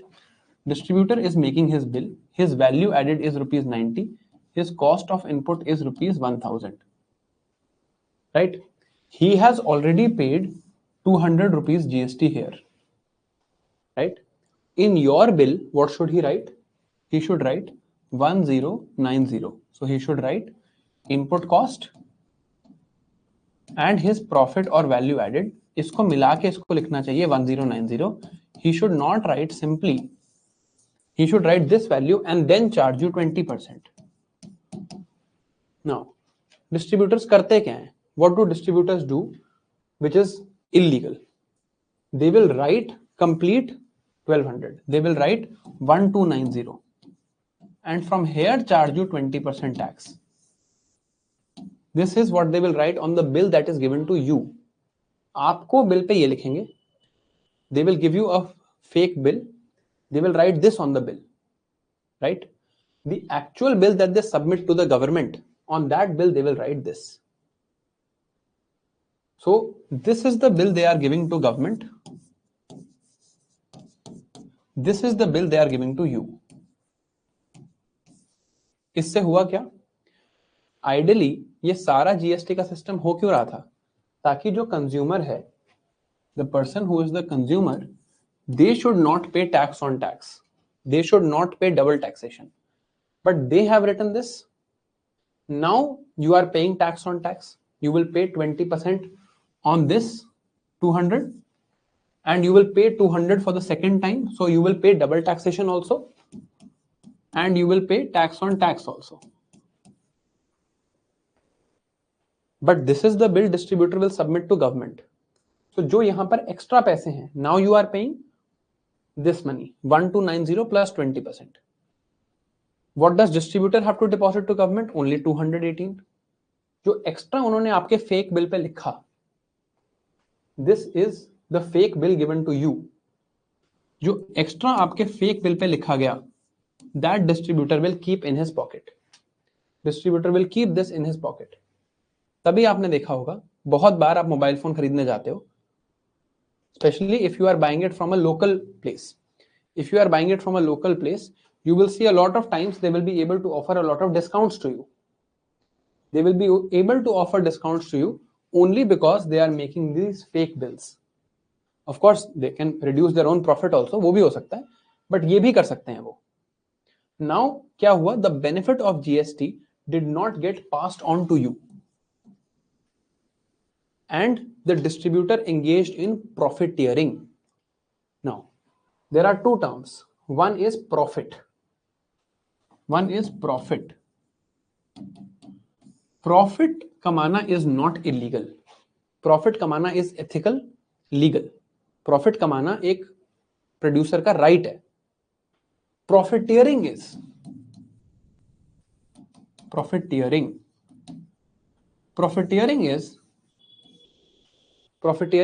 collecting unfair amount of profit. Here, through an illegal thing, the distributor is trying to collect unfair amount of profit. He will pocket this 200 rupees and keep it with himself, right? ये profiteering is not allowed in GST, called anti-profiteering clause. Anti-profiteering clause. You are not allowed to do this. आप bill pay 1290 नहीं लिख सकते हो, आपको 1090 ही लिखना पड़ेगा. अगर आपने ये वैल्यू लिखी, this is illegal. This is anti-profiteering clause. You must pass the benefit on to the consumer. First clause, anti-profiteering. Anti-profiteering clause is there in GST. Anti-profiteering means you cannot not pass on the benefits to the consumer. अगर आप benefits consumer को pass नहीं करते and you take those benefits as your own profit, that is profiteering and that is illegal under GST. Then Then there is something called Laffer curve. Laffer curve हम पहले से पढ़ चुके हैं. We've read this before. This is just an explanation. हम ये last time पढ़ चुके हैं. Now, Laffer curve से एक related concept पढ़ो. GST is a very logical reform. ऐसी चीज है जो definitely which was logical, which should have been done. Right? It is a very logical reform. Now, why did this not happen for the longest time? इतना time क्यों लग गया? 2017 में GST आया. ऐसा तो नहीं है idea of GST was not clear. This is something that everyone knew, right? This did not happen because of states' opposition. States did not agree to this. Why did states not agree to GST? States को लगा that their taxation power is being taken away. पहले states अपने हिसाब से VAT ले करते थे, और अभी मैंने आपको सिर्फ VAT का बताया, sales tax का बताया, GST का नहीं बताया, right? I'm just telling you about sales tax and VAT. There were actually 23 such indirect taxes that have been subsumed in GST. ऐसे बहुत सारे टैक्सेस हैं जो इसमें सबस्यूम हुए हैं. स्टेट्स को लगा कि अब एक जीएसटी रेट है which is common for the entire country. We are losing our taxation power. For this reason, for the longest time, states did not come on board. पहले वैट सिस्टम में लाने के लिए, सेल्स टैक्स से VAT पे लाने के लिए स्टेट्स को कन्विंस करना पड़ा. फिर वैट से जीएसटी में लाने के लिए स्टेट्स को कन्विंस करना पड़ा, because states felt they were losing their power, right? So for the longest time, they did not agree to GST. But this is a very flawed logic. Saying that states have lost their power is actually very flawed logic. What has happened is that center and state have pooled their power. Nobody has lost their power. इसके लिए एक और concept समझते हैं. This concept called compliance of law. Compliance. Compliance means agreeing to the law. Compliance means agreeing to the law. Every law has a compliance cost. If you agree to the law, you pay certain cost. Compliance cost. Every law also has some non-compliance cost. अगर आपने agree नहीं किया law को follow नहीं किया, तो भी आप पे कोई cost लगेगी. Till we were in this sales tax system, till we were in this original sales tax system, let's consider what was happening. I'll just go back to that. जब तक हम इस सिस्टम में थे तो देखते हैं क्या हो रहा है. याद है, पूरा सेल्स टैक्स लग रहा है, डबल टैक्सेशन हो रही है, टैक्स ऑन टैक्स लग रहा है. What was the proof of sale? इस कंडीशन में what was the proof of sale? Proof of sale was only one called bill. Bill बनेगा तो there will be proof of sale. So in this system what people used to do was, people used to say that we will not get the bill. आपने ये सुना भी होगा पहले कि अगर बिल नहीं लोगे तो सस्ते में दे देंगे, बिल लोगे तो पूरा टैक्स देंगे, right? You must have heard this. पहले तो बहुत बात होती थी फोन वोन खरीदने में, that if you don't take the bill we will give it to you very cheaply, if you take the bill then you pay all the taxation, right? तो क्या करते थे लोग यहां पर? Cost of compliance is very high for the consumer. Cost of compliance is very high. Cost of compliance includes double taxation, includes tax on tax. So if you comply with the law, even distributor has a cost, even consumer has a cost. He is also paying tax on tax. You are also paying tax on tax. So cost of compliance is very high. तो लोग कहते थे bill चाहिए ही नहीं. If no bill, no proof of sale. If no proof of sale, no indirect tax. Cost of compliance is very high. अब bill नहीं कर रहे हो आप, बिल नहीं बना रहे हो, तो you are not complying. If you are not complying, then there is a cost of non-compliance. ना कंप्लाई करने का एक कॉस्ट था. ना कंप्लाई करने का क्या कॉस्ट था? कि आप पे रेड हो सकती थी. You would be raided. If you would be raided on, right? ये रेड कौन डिसाइड करता था? Who was deciding this raid? This was a discretionary decision. Discretion से जो IRS ऑफिसर्स हैं, they would decide. वो पहले देखेंगे, सर्वे करेंगे, then they would decide यार इसका लग रहा है that he does not pay GST, तो इस पे रेड कर, या he does not pay sales tax, ये बिल्स नहीं बनाता, इस पे रेड करते हैं. Naturally the small businesses which are very small, right, छोटी सी दुकान है किसी की, उन पे ये रेड्स नहीं होती थी. Because why would the GST department or why would the indirect taxes department spend their resources on such small amounts? So they would think that we can get away with this, और वो bills नहीं बनाते थे, right? आपको भी पैसे कम देने, distributor को भी पैसे पीछे कम देने, right? So they would not create bills. This was the case that used to happen earlier, because cost of non compliance although very high, अगर रेड होगी तो बहुत हाई कॉस्ट है, बट उसकी प्रोबेबिलिटी बहुत कम है, बहुत कम प्रोबेबिलिटी है कि आपके ऊपर रेड होगी। बहुत सारी शॉप्स हैं, कोई भी बिल नहीं बना रहा, तो आप कहोगे यार why comply, cost of compliance is very high, cost of non compliance is very low, so people did not agree. Now जहां कंप्लायंस हो जाती है, wherever the compliance actually happens, wherever the compliance actually happens, states were collecting lot of tax. Wherever this bill was actually made, state were collecting lot of tax. But wherever the bill was not made, state is collecting zero tax. But जो state government है वो कैसे count करेगी? State government will only see the places where bills are actually made. When state government looks at the places where bills are actually made, they are collecting lots and lots of tax. अब आप उनको कह रहे हो कि ये मत करो, जीएसटी कर लो. So they will have to think that on every single bill we will collect less money, but simply more amount of bills will be made, so overall we will make more money. समझ आ रही है ये बात? That state government is thinking कि जहां bill बनता है, wherever bill is made, we collect lots of tax. आप उनको कह रहे हो कि reduce the rate and come to GST. If you come to GST, the places where bill is made, you will collect less tax, but simply number of bills will increase, so then you will actually get to the final number. Number of bills will increase, so you will get to final number. Is this clear? Did you understand what I said right now? This was the convincing that states needed. This was the convincing that states needed. That is why for the longest time GST was not implemented. For the longest time GST was not implemented क्योंकि states कह रहे थे जहां bill बन रहा है वहां तो हम बहुत पैसे कलेक्ट कर रहे हैं, बट जहां बिल बन रहा है वहां तो हम बहुत पैसे कलेक्ट कर रहे हैं, राइट? अब अखिलेश, वेरी गुड क्वेश्चन, यही आंसर करने वाला हूं मैं नेक्स्ट. अब what if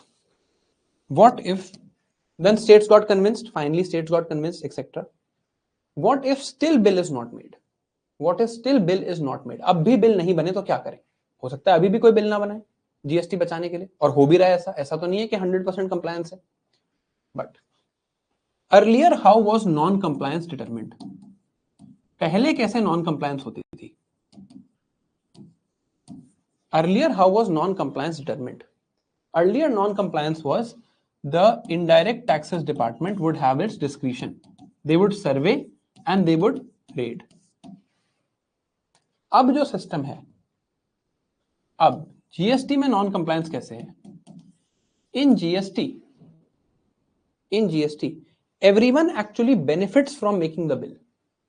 Everyone benefits from making the bill, right? Because सबको अपनी प्रीवियस स्टेज से एक इनपुट टैक्स क्रेडिट लेना है, सबको प्रीवियस स्टेज पे इनपुट टैक्स क्रेडिट लेना है, and there is no double taxation,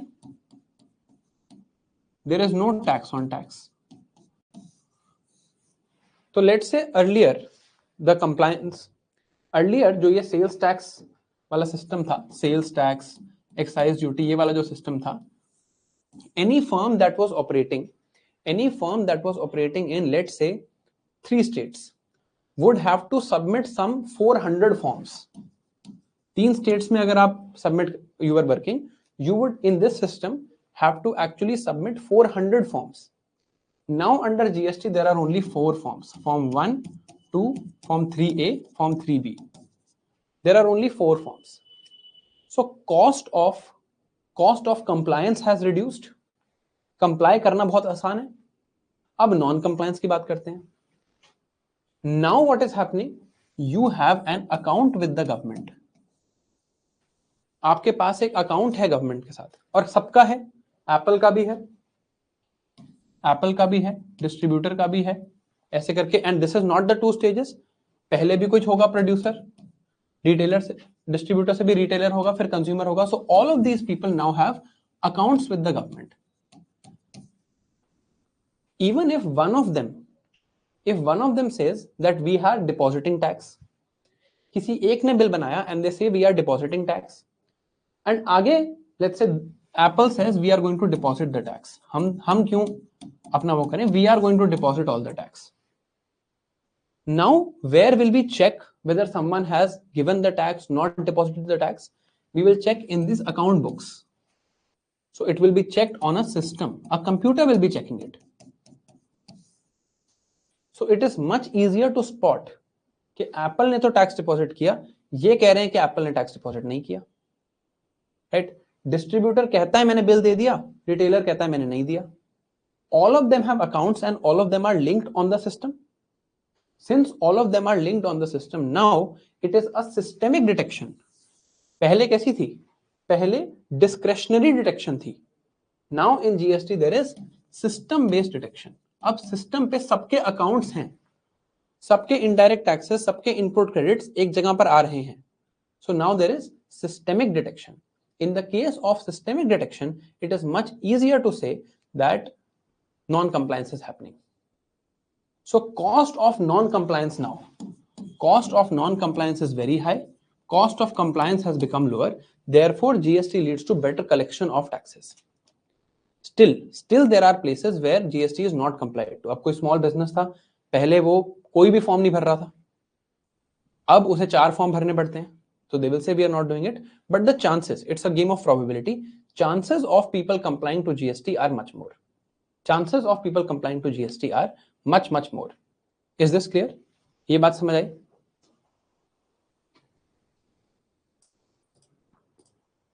Is this clear?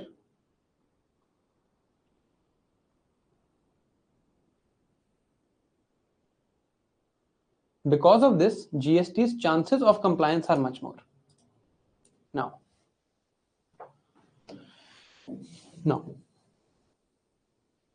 one more concept we have to read is called tax elasticity. Tax elasticity. Remember, we have read price elasticity of supply, price elasticity of demand. How does demand respond to price? Elasticity was simply responsiveness. Employment elasticity of growth. How does growth respond to employment or vice versa? Responsiveness is what we are checking. How does employment respond to change in growth? Tax elasticity is also a similar system, checking something called responsiveness. Responsiveness. How does tax collection respond? Tax collection respond. And responsiveness to what?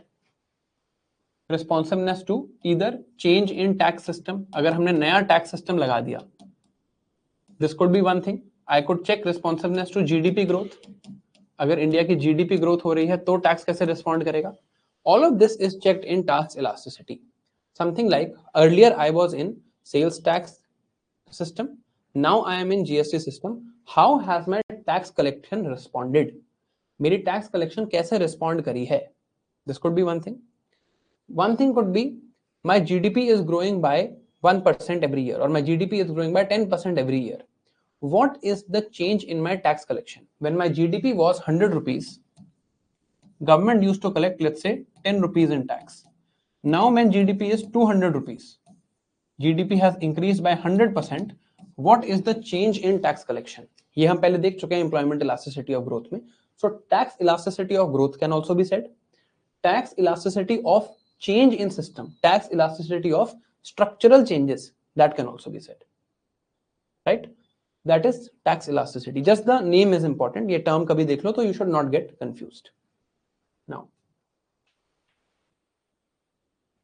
in GST, cost of compliance is reducing, tax forms are less, input credit is more. Cost of non-compliance is high, called systematic catching of people who do not comply. So cost of non-compliance is high. Therefore, GST compliance is easier. Now, we have broadly in India right now, although this also we will see after this year's budget, but broadly we have rates of GST at 0%, 5%, 12%, 18%, 28%. Now, किस rate पे GST लगना चाहिए? Should GST on popcorns be 5%? Should it be 12%? Should it be 18%? किस rate पे GST लगना चाहिए? This is now decided by GST Council, which you will read in polity. But originally, जब सबसे पहले GST आया, पहली बार भी तो एक बार आया होगा, जब सबसे पहले आया होगा तो सब कुछ एक बार फ्रेशली देखा गया होगा. उस टाइम पे कैसा रेट लगना चाहिए? That was called revenue neutral rate. इस बात को समझते हैं। हमने क्या देखा स्टेट्स के केस में? स्टेट्स को हम क्या समझा रहे हैं? हम स्टेट्स को समझा रहे हैं कि देखो यार, जो टैक्स कलेक्शन है, tax collection depends on two things. On one side there are two things on which tax collection depends. One is actual tax rate and one is actual compliance. Tax rate and compliance, right? जब हम original system में थे, let's say जब हम VAT और mod VAT system में थे, MODVAT for central excise duty and VAT for states sales tax, जब हम इस सिस्टम में थे, we were let's say on 100 rupees of production और 100 rupees of GDP, we were able to collect let's say 10 rupees of tax, और 10 को change कर लेते हैं, we were able to collect 30 rupees of tax. Let's say this was what was the original case. हम ये कर पा रहे थे. That does not mean this was the tax rate. This also depends on compliance. कितने लोग मान रहे थे, कितने लोग बिल बना रहे थे, इस पर भी तो डिपेंड करता है. So based on the factors of tax rate and compliance both, at the original in this system, on 100 rupees of production, we were able to collect 30 rupees. Right? This does not mean 30 rupees is the tax rate. Tax rate could have been 50%, but only certain out of these 100, only small were complying. तो example के साथ देख लेते हैं. Let's say originally 100 rupees production was happening and इन दोनों का rate मिला के was 50%. एग्जांपल के लिए बता रहा हूं. Our actual collection was 30 rupees. Our actual collection was 30 rupees. That means अब अगर कोई कंप्लाई करेगा तो फुली कंप्लाई करेगा, सारे टैक्स देगा, और नहीं कंप्लाई करेगा तो एक भी बिल नहीं होगा उसमें, right? Because ultimately tax has to come from the consumer. तो या तो कंज्यूमर सारे स्टेजेस का टैक्स देगा या देगा ही नहीं. 100 rupees is production, we are able to collect 30 rupees. That means that on 60 rupees 50% taxation has happened. On remaining 40 rupees, no taxation has happened. So 60 का 50% is 30. So on 60 rupees, 50% taxation has happened and 30 rupees has been collected. On remaining 40, nothing has happened.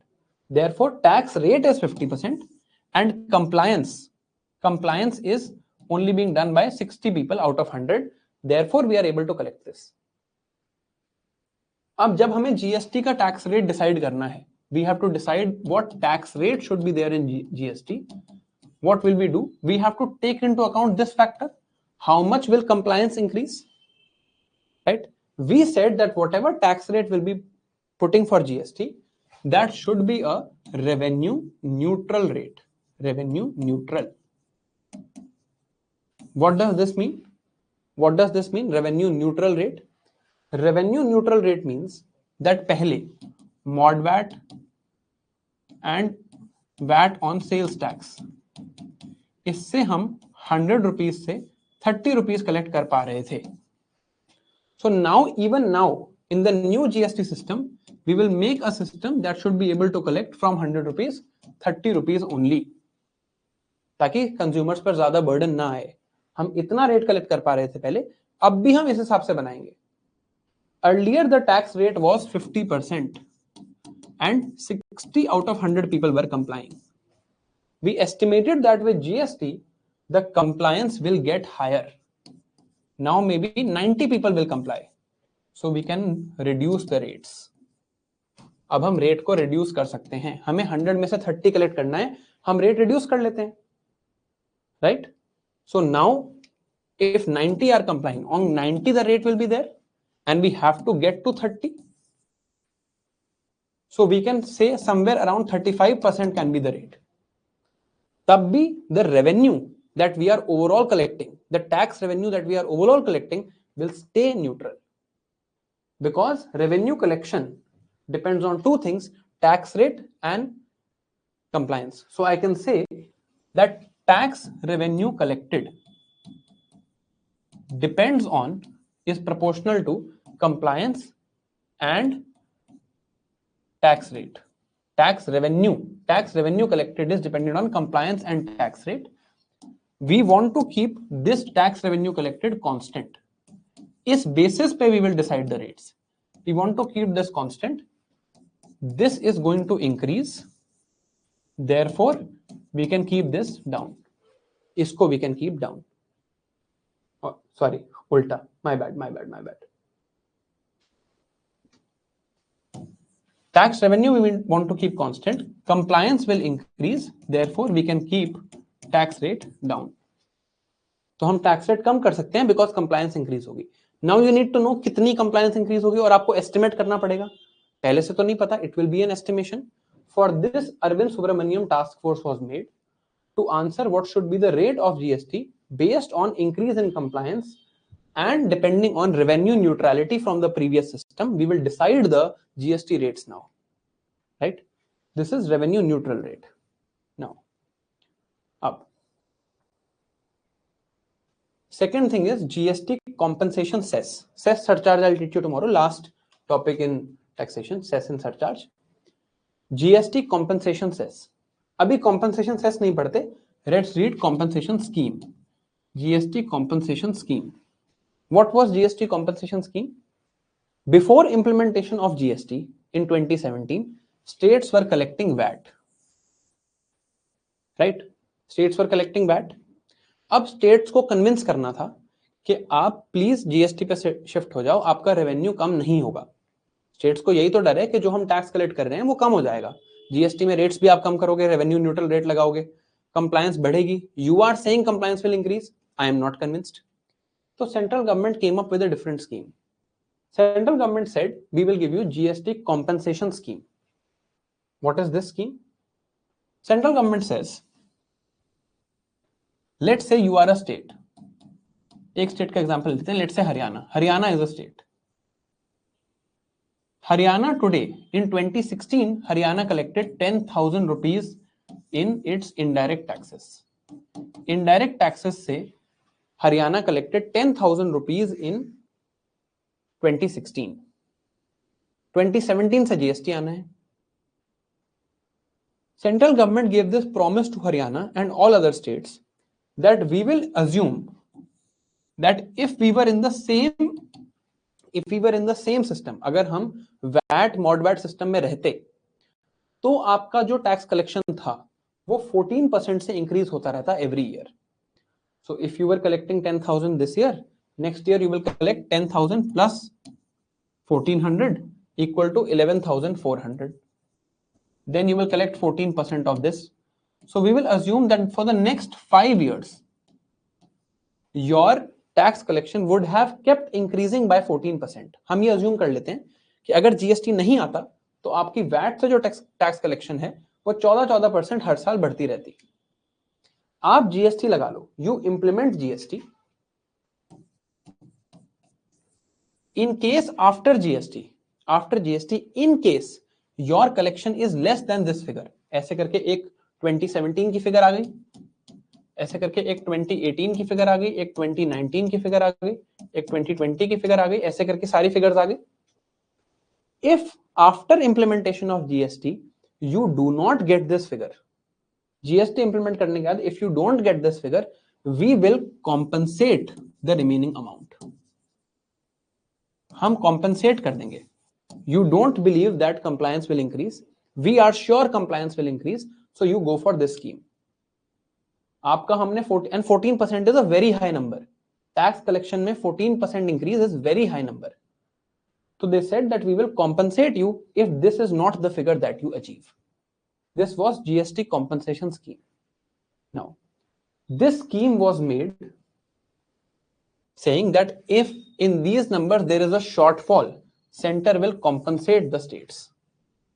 Such compensation will be collected through a cess on luxury items. Cess क्या होता है हम कल देखेंगे.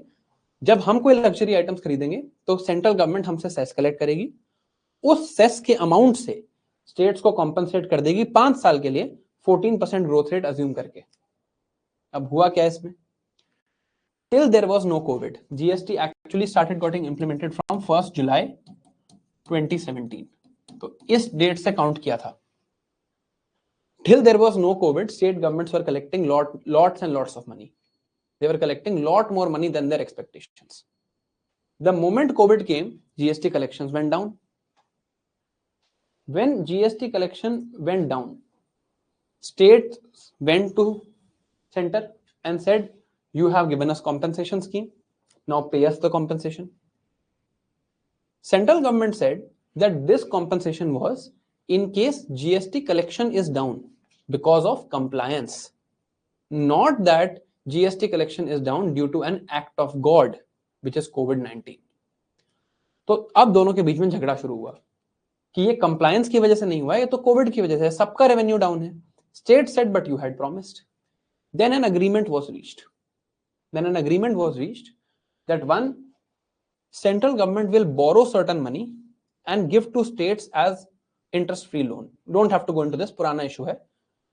So it has been asked also, and it's old current affairs now, but this agreement was reached because now there was a dispute. States were saying this has happened because of your implementation of GST. Center said this is not because of GST, this is because of COVID, because in the first 2 years you have collected more money. But state said you had promised for 5 years. तो फिर क्या किया गया? For that time of COVID, center borrowed and gave to states, and then this scheme was extended till 2027. 5 साल के लिए इस scheme को एक्सटेंड कर दिया गया. Now, this is GST compensation cess. Now, अब पढ़ते हैं tax evasion, the process of tax evasion, evading taxes, not paying your taxes. ठीक है, टैक्स इवेजन दो तरह से हो सकती है. या तो you are unable to tax some people, लोग टैक्स दे ही ना, या अपना ट्रू शेयर ना दे. Let's say my tax liability was 5000 rupees, I only give 3000 rupees through some illegality. तो या तो I don't pay my complete share या I don't pay at all. That is tax evasion. Tax evasion रोकने के लिए कौन कौन से प्रोसेसेस हैं इंडिया में, उसको देखते हैं. नाउ, सबसे पहले सेंट्रल गवर्नमेंट ने कहा that compliance cost should be low. People will pay tax only when cost of compliance is low. And the smaller the business, if you have a small business, then your cost of compliance should be very low. because अगर आपको GST में you have to make forms, you have to make accounts, आपको एक accountant hire करना पड़ेगा, आपको computer पे ये GST भरने के लिए एक IT प्रोफेशनल हायर करना पड़ेगा, then it will increase your cost. you will say I won't comply. और आपको इनपुट टैक्स रेट कैलकुलेट करना है, ये सब करना है. तो गवर्नमेंट ने क्या बोला that for small businesses we will come up with a new scheme. If your turnover is less than 2 crore a year, अगर 2 करोड़ से ज्यादा है तो आपके पास you have enough ability, you are generating more than 2 crore revenue in a year, you have enough ability to hire people. But if your turnover is less than 2 crore a year, don't calculate any input tax credits. चाहे आपके अब ये सोचो कि हर product पे differential taxation भी है, कहीं 12% है, कहीं 18% है, उस हिसाब से पूरा एक इनपुट टैक्स रेट का सिस्टम बनेगा, फिर टैक्स जमा होगा, अकाउंट्स मेंटेन होंगे. वो कहते हैं आप ये मत करो, आपका 2 करोड़ से कम का कॉस्ट है, आप रेवेन्यू है, you anyway cannot hire many people. If your turnover is less than 2 crore, you just give us a flat rate of 15% GST. आप भूल जाओ सारे, you forget what input tax credit you had, you just pay us 15%, and this is optional. If you think this is beneficial for you, do this, or you do the input tax credit system.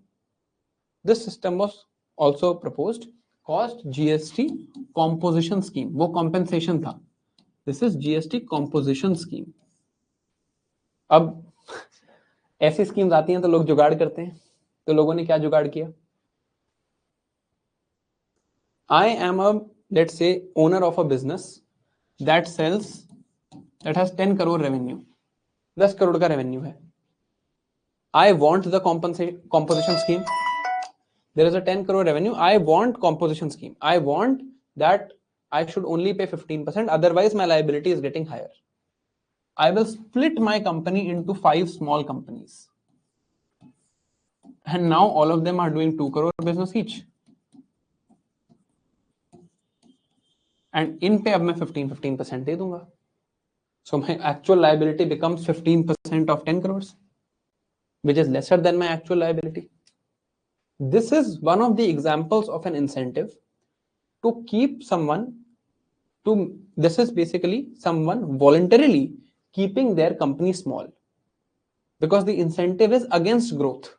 If you grow, if you become bigger 10 से 100 तो आपकी compliance cost ज्यादा है. अगर आप बिल्कुल छोटे हो, if it is very small, then compliance cost is lower. So people will voluntarily want to keep their companies small so that they don't pay or they pay less. This phenomena was called by the economic survey as voluntary dwarfism. Voluntary dwarfism. It's a very good keyword that you can use in your mains examination. Now,